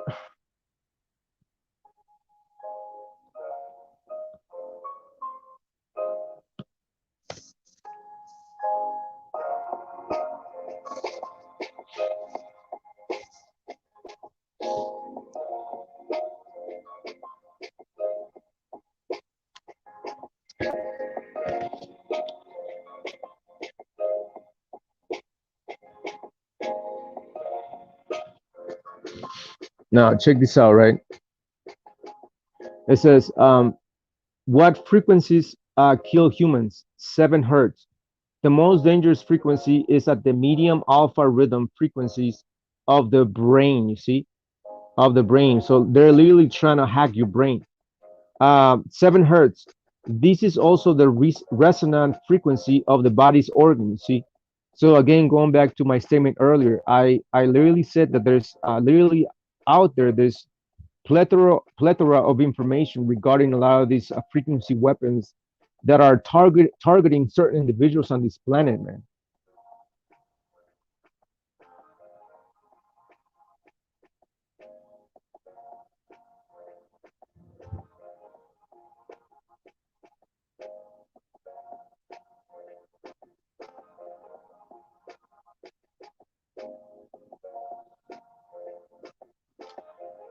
Yeah, like Tenochtitlan, like the pyramids of Giza, Baalbek, many megalithic structures, bro. So I mean, we really don't have any idea if what they were used for. A lot of people say that they were energetic grids on the planet, to create some sort of energetic grid, to induce, what would they call it, Wi-Fi energy, like kind of like the technology that Tesla was trying to push out into the world back in the day.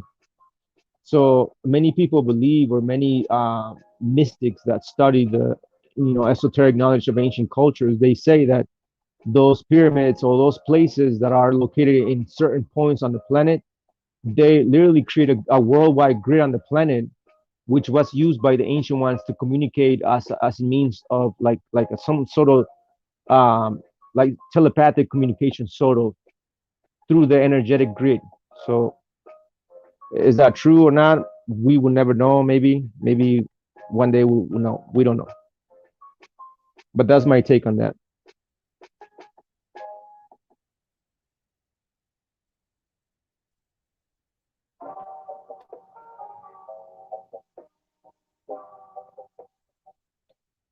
V Mat 2. Um, Pequeña Outcast, I don't think I've ever heard about the VMAT2 gene.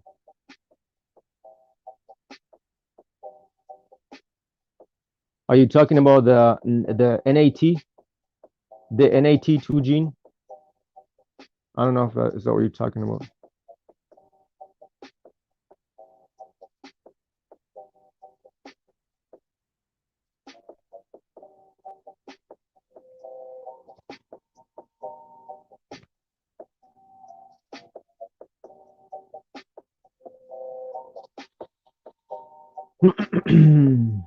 Yeah, I don't know if you're talking about the NAT2 gene. Is that what you're referring to?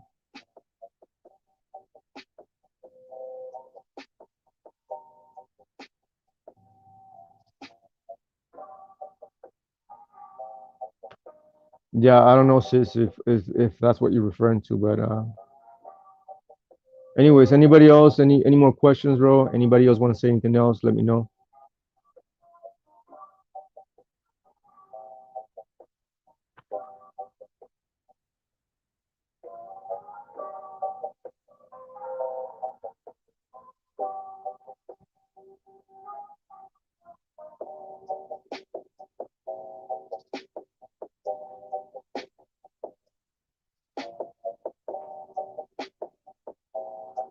Yeah. Anyway, shalom, everybody. We're gonna sign out. I guess nobody has any questions. Nobody wants to come into the panel.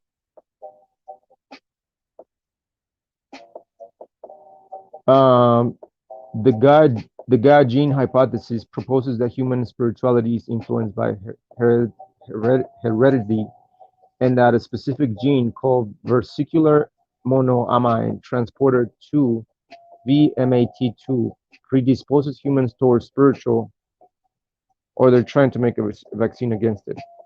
Mm, I kind of heard about the God gene. Basically, they're creating all these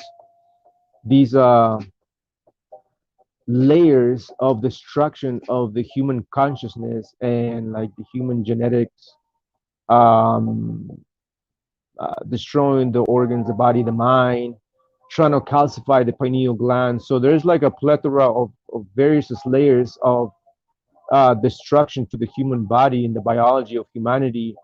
But not only they're targeting the biology of humanity, they're also targeting the subconscious and the conscious self of humans, right? So it all began again. It all began back into when the Catholic Church began to demonize a lot of these healers and shamans back in the days. A lot of the mystics that were, demonized by a lot of people, especially like a lot of the mystery schools. Every time you read about the mystery schools of back in ancient times, you will read just completely nonsense or demonized stuff, shit, and information. You will never. I mean, if you're lucky, you're gonna find out or come across information that actually is real, is tangible. But most of the information out there pertaining to mysticism or the mystery schools or healer shamans is being tainted completely. So, but that wasn't the case back in the day.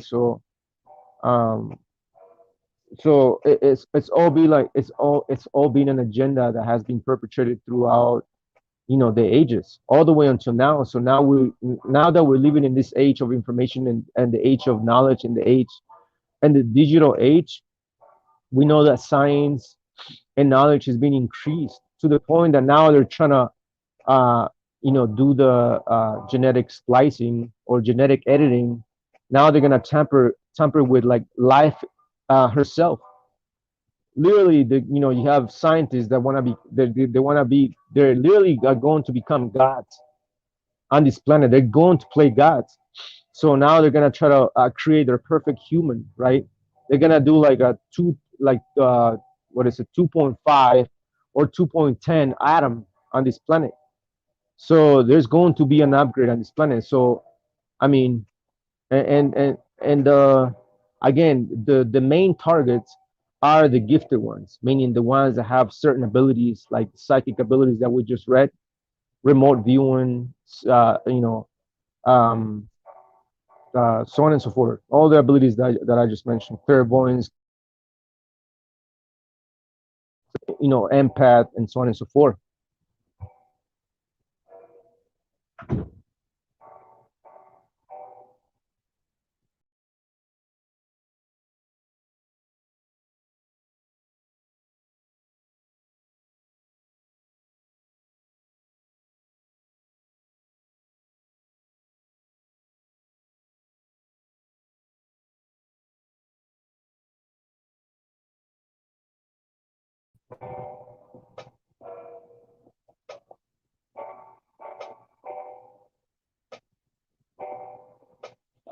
Uh, I haven't taken any like monoatomic goal. I heard a lot about it. I've never got into it, so I can't say anything about it.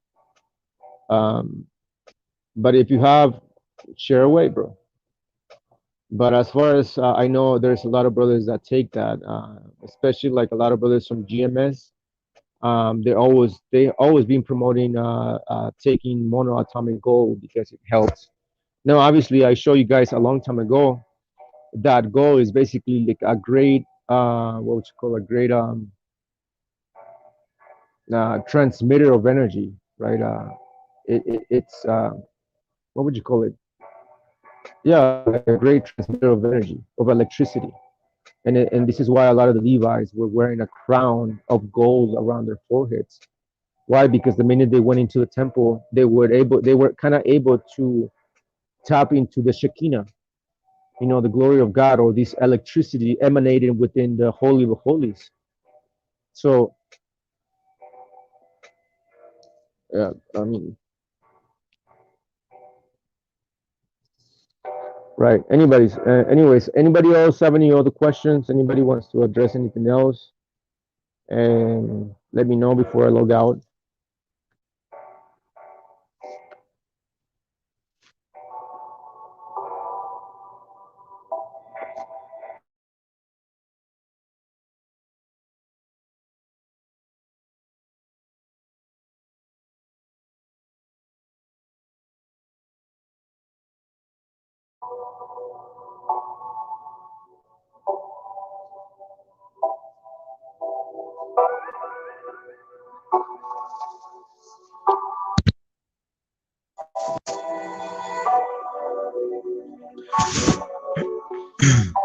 All right, man. We're gonna sign out, but once again, thank you for sticking around all the way to the end, and I hope you guys learned something.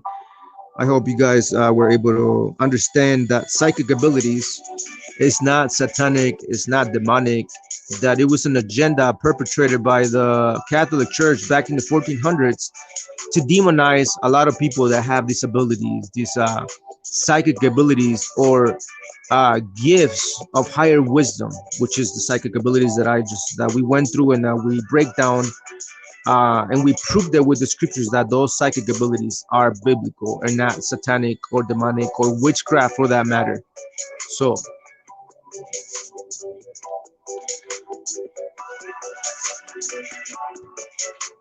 other than that, man, once again, thanks for sticking around. Thanks for watching. Thanks for joining. Thanks for tuning in. Um, we'll see you. Most I willing, we'll see you on Monday. I'm planning to change the day. I'm planning to change Monday to Wednesday. So we'll see. We'll see how I go about it. I'm gonna fill it out. But I think I'm going to change Monday night smoke to Wednesday. So you will know. I'm sure you will know. If you haven't subscribed to our channel yet, subscribe to our channel. Don't forget to share, our videos. If you like our content, give us a like. Other than that, we'll see you around. Thanks for sticking around. Shalom. Trujillo, thanks for being a scribe, man. Appreciate it. Pequeña Ocas, Pablo de Santiago, everybody else that came on, bro. Thanks for sticking around. Jeremiah, Issachar, who else? Mija, and everybody else that I didn't name, bro. Thanks for sticking around all the way to the end. Again, hope you guys learned anything. If you have any more questions, let me know before I log off. Other than that, stick around for the next live. Again, this is your brother Shemai with the Ancient Watchman. This is Friday Night MaYaM.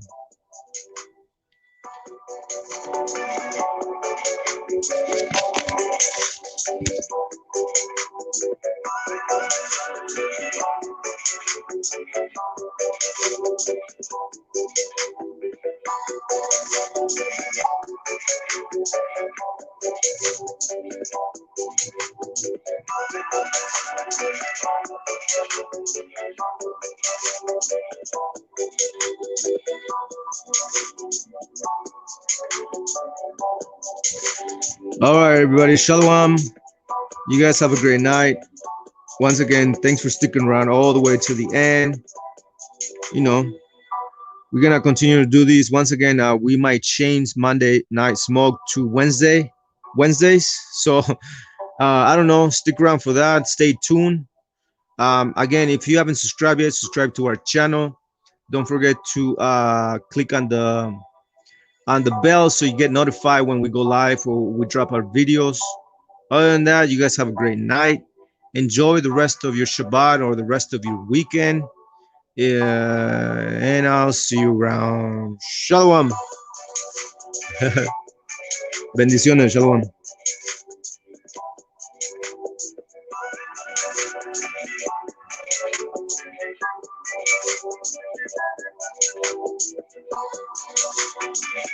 Yeah, once again, a lot of these camp members never showed up, bro. They always want to talk about nonsense, stupidity, and just going off on Facebook on the comment boards.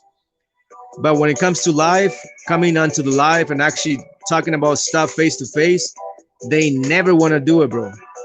Why? You know, because a lot of them are afraid to face the facts. They're afraid to face the facts, bro. They know that we have the blades. They know that we're gonna bring out, with the sharp swords, and slice their lies, bro. We're gonna slice their lies and their pseudo information, and then we're gonna bring out the facts. That's why they never show up, bro, in here. But they are over there on Facebook, just commenting back and forth, like a bunch of keyboard warriors, bro. But other than that, shout out to all the warriors and all the people that are, going to war against the liars and these false prophets and teachers out there, bro. Shout out to everybody, all the men and women that are staying stronger. Daniel, shalom, bro. Yeah, shout out to Daniel as well, bro. He has a great song. As a matter of fact, let me play one of his raps, bro. One of his raps, bro, is bomb. Hold on. Stick around, shalom. Let me show you Daniel's new rap song, bro. It's off the charts. It's off the hook. Where is it at? Where is it at? Daniel.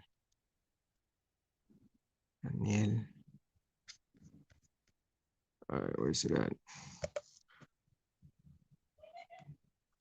Right, exactly. All talk, bro. That's all they do, bro. All talk all the time. A lot of these camp members, bro. Right? We're always here, bro. We're always gonna be here to address their lies and their doctrines, bro. So we go nowhere. But we know that they be running from us, bro. All of them.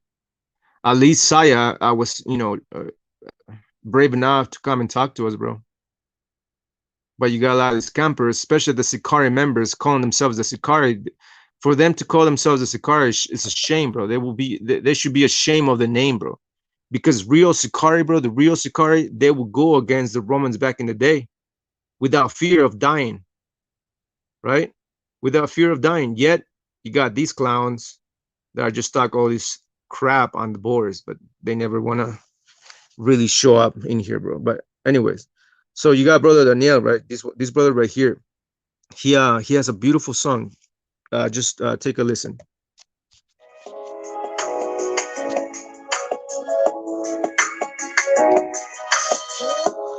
My people lost, black knowledge. Redemption, hey yo. Keep thinking about my people's lives and how we end up getting killed. Tearing me up inside. Yo, man, we socially decline, even though we need this redemption. Visualize my people need saving. 500 years in this oppression, fuck the laws against us. Incarceration proves a want to bend to once and leaders. That's what you said in the nations they buying. That's why they come offender above us, they feeling. Even though they strangers, we the natives of this land, you can't forget. Now redemption, my quest, I read from God is next. I keep the bold, I don't go like Malcolm X. I preach this word, I spit my sword like nothing less. I'm talking to baby man. Get together, organize and fight the man. The work's not done, we must overcome and teach the young. Cause the only one they know is to pop a gun. The generator gets up. Wanna see the love this time is reached out. I'm holding on to hope. Beating down my spirit when you're broken. Cause you said it all and you overcome. Can't do this on my own. I need redemption. You're my redemption. Redemption, my people's on that quest, man, for sipping of transgression. We're searching for them blessings. Living in recession, they get on that depression. Don't know one, don't care, the areas lost a place. Thanksgiving a disgrace, I put that poison to your place. I gotta pay my with your face, pay my with your face. Don't fear no man, but just a great spirit, cause he by the minutes we barely offended. So evaluate your life, his commandments on my mind. I'm daily on that grind for a better life. While they shooting at my life, the police wants my life, but put me up in jail and they leave me hell. Cause hell is a condition and my people's living in it. Don't tell, you can't tell. Please call me for a minute. My spirit's bearing witness that we are his children. Yeah, how about ring the minion? It's tearing me up inside. Wanna see the longest time to reach down. I'm holding on now to hope. Putting down my spirit when you're broken. Cause you said it all and you've overcome. Can't do this on my own. I need redemption. You're my redemption.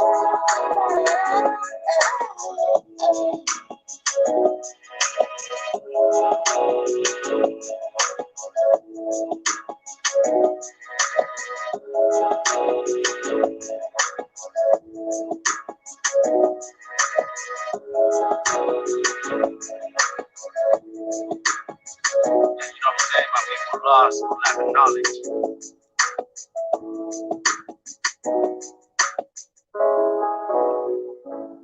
Yeah, boy. That's it. Yeah, I'm not sure if you were able to hear the song, but that's brother Daniel Yafez, bro. I think that's his Facebook name also. So check him out. He has a great song, bro, for our people. So support each other out, man. We're trying to rebuild our nation, bro, with righteousness and knowledge and wisdom and understanding. So yeah, it's called Redemption.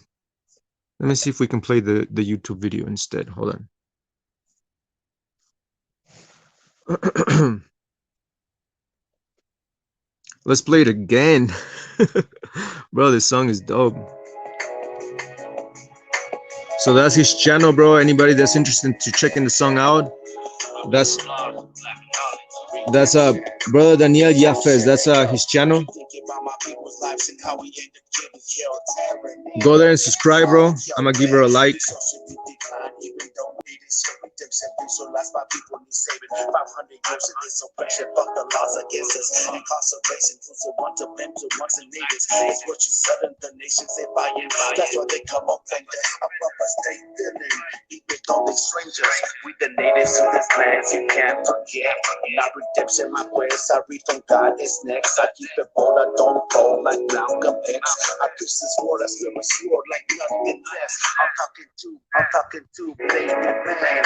Get together, organize and fight the man. The work's not done, we must overcome and teach the young. That's the only run they know is to rob a gun. It's tearing me up inside. Wanna see the longest time to reach down. I'm holding on now to hope. Beating down my spirit when you're broken. Cause you said it all and you've overcome. Can't do this on my own. I need redemption. You're my redemption. Redemption, my people's on that quest, man, for sipping of transgression. We're searching for them blessings. Living in recession, they get on that depression. Don't know one, don't care, the areas lost a place. Thanksgiving a disgrace, I put that poison to your place. I gotta pay my with your face, pay my with your face. Don't fear no man, but just a great spirit, cause he's the one who did it. Killed us by the minutes, we barely offended. So evaluate your life, his commandments on my mind. I'm daily on that grind for a better life. While they shooting at my life, the police wants my life, but put me up in jail and they need me hell. Cause hell is a condition and my people's living in it. Don't tell, you can't tell. Please heart me for a minute. My spirit's bearing witness that we are considered. We have our way dominion.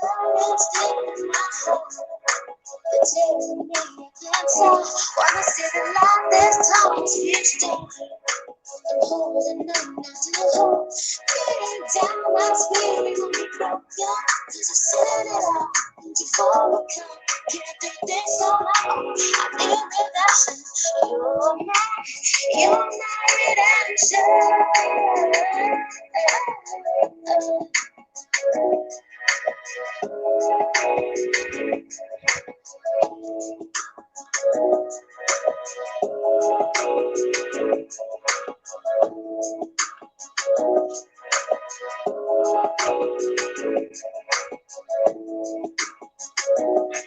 My people lost, lack of knowledge.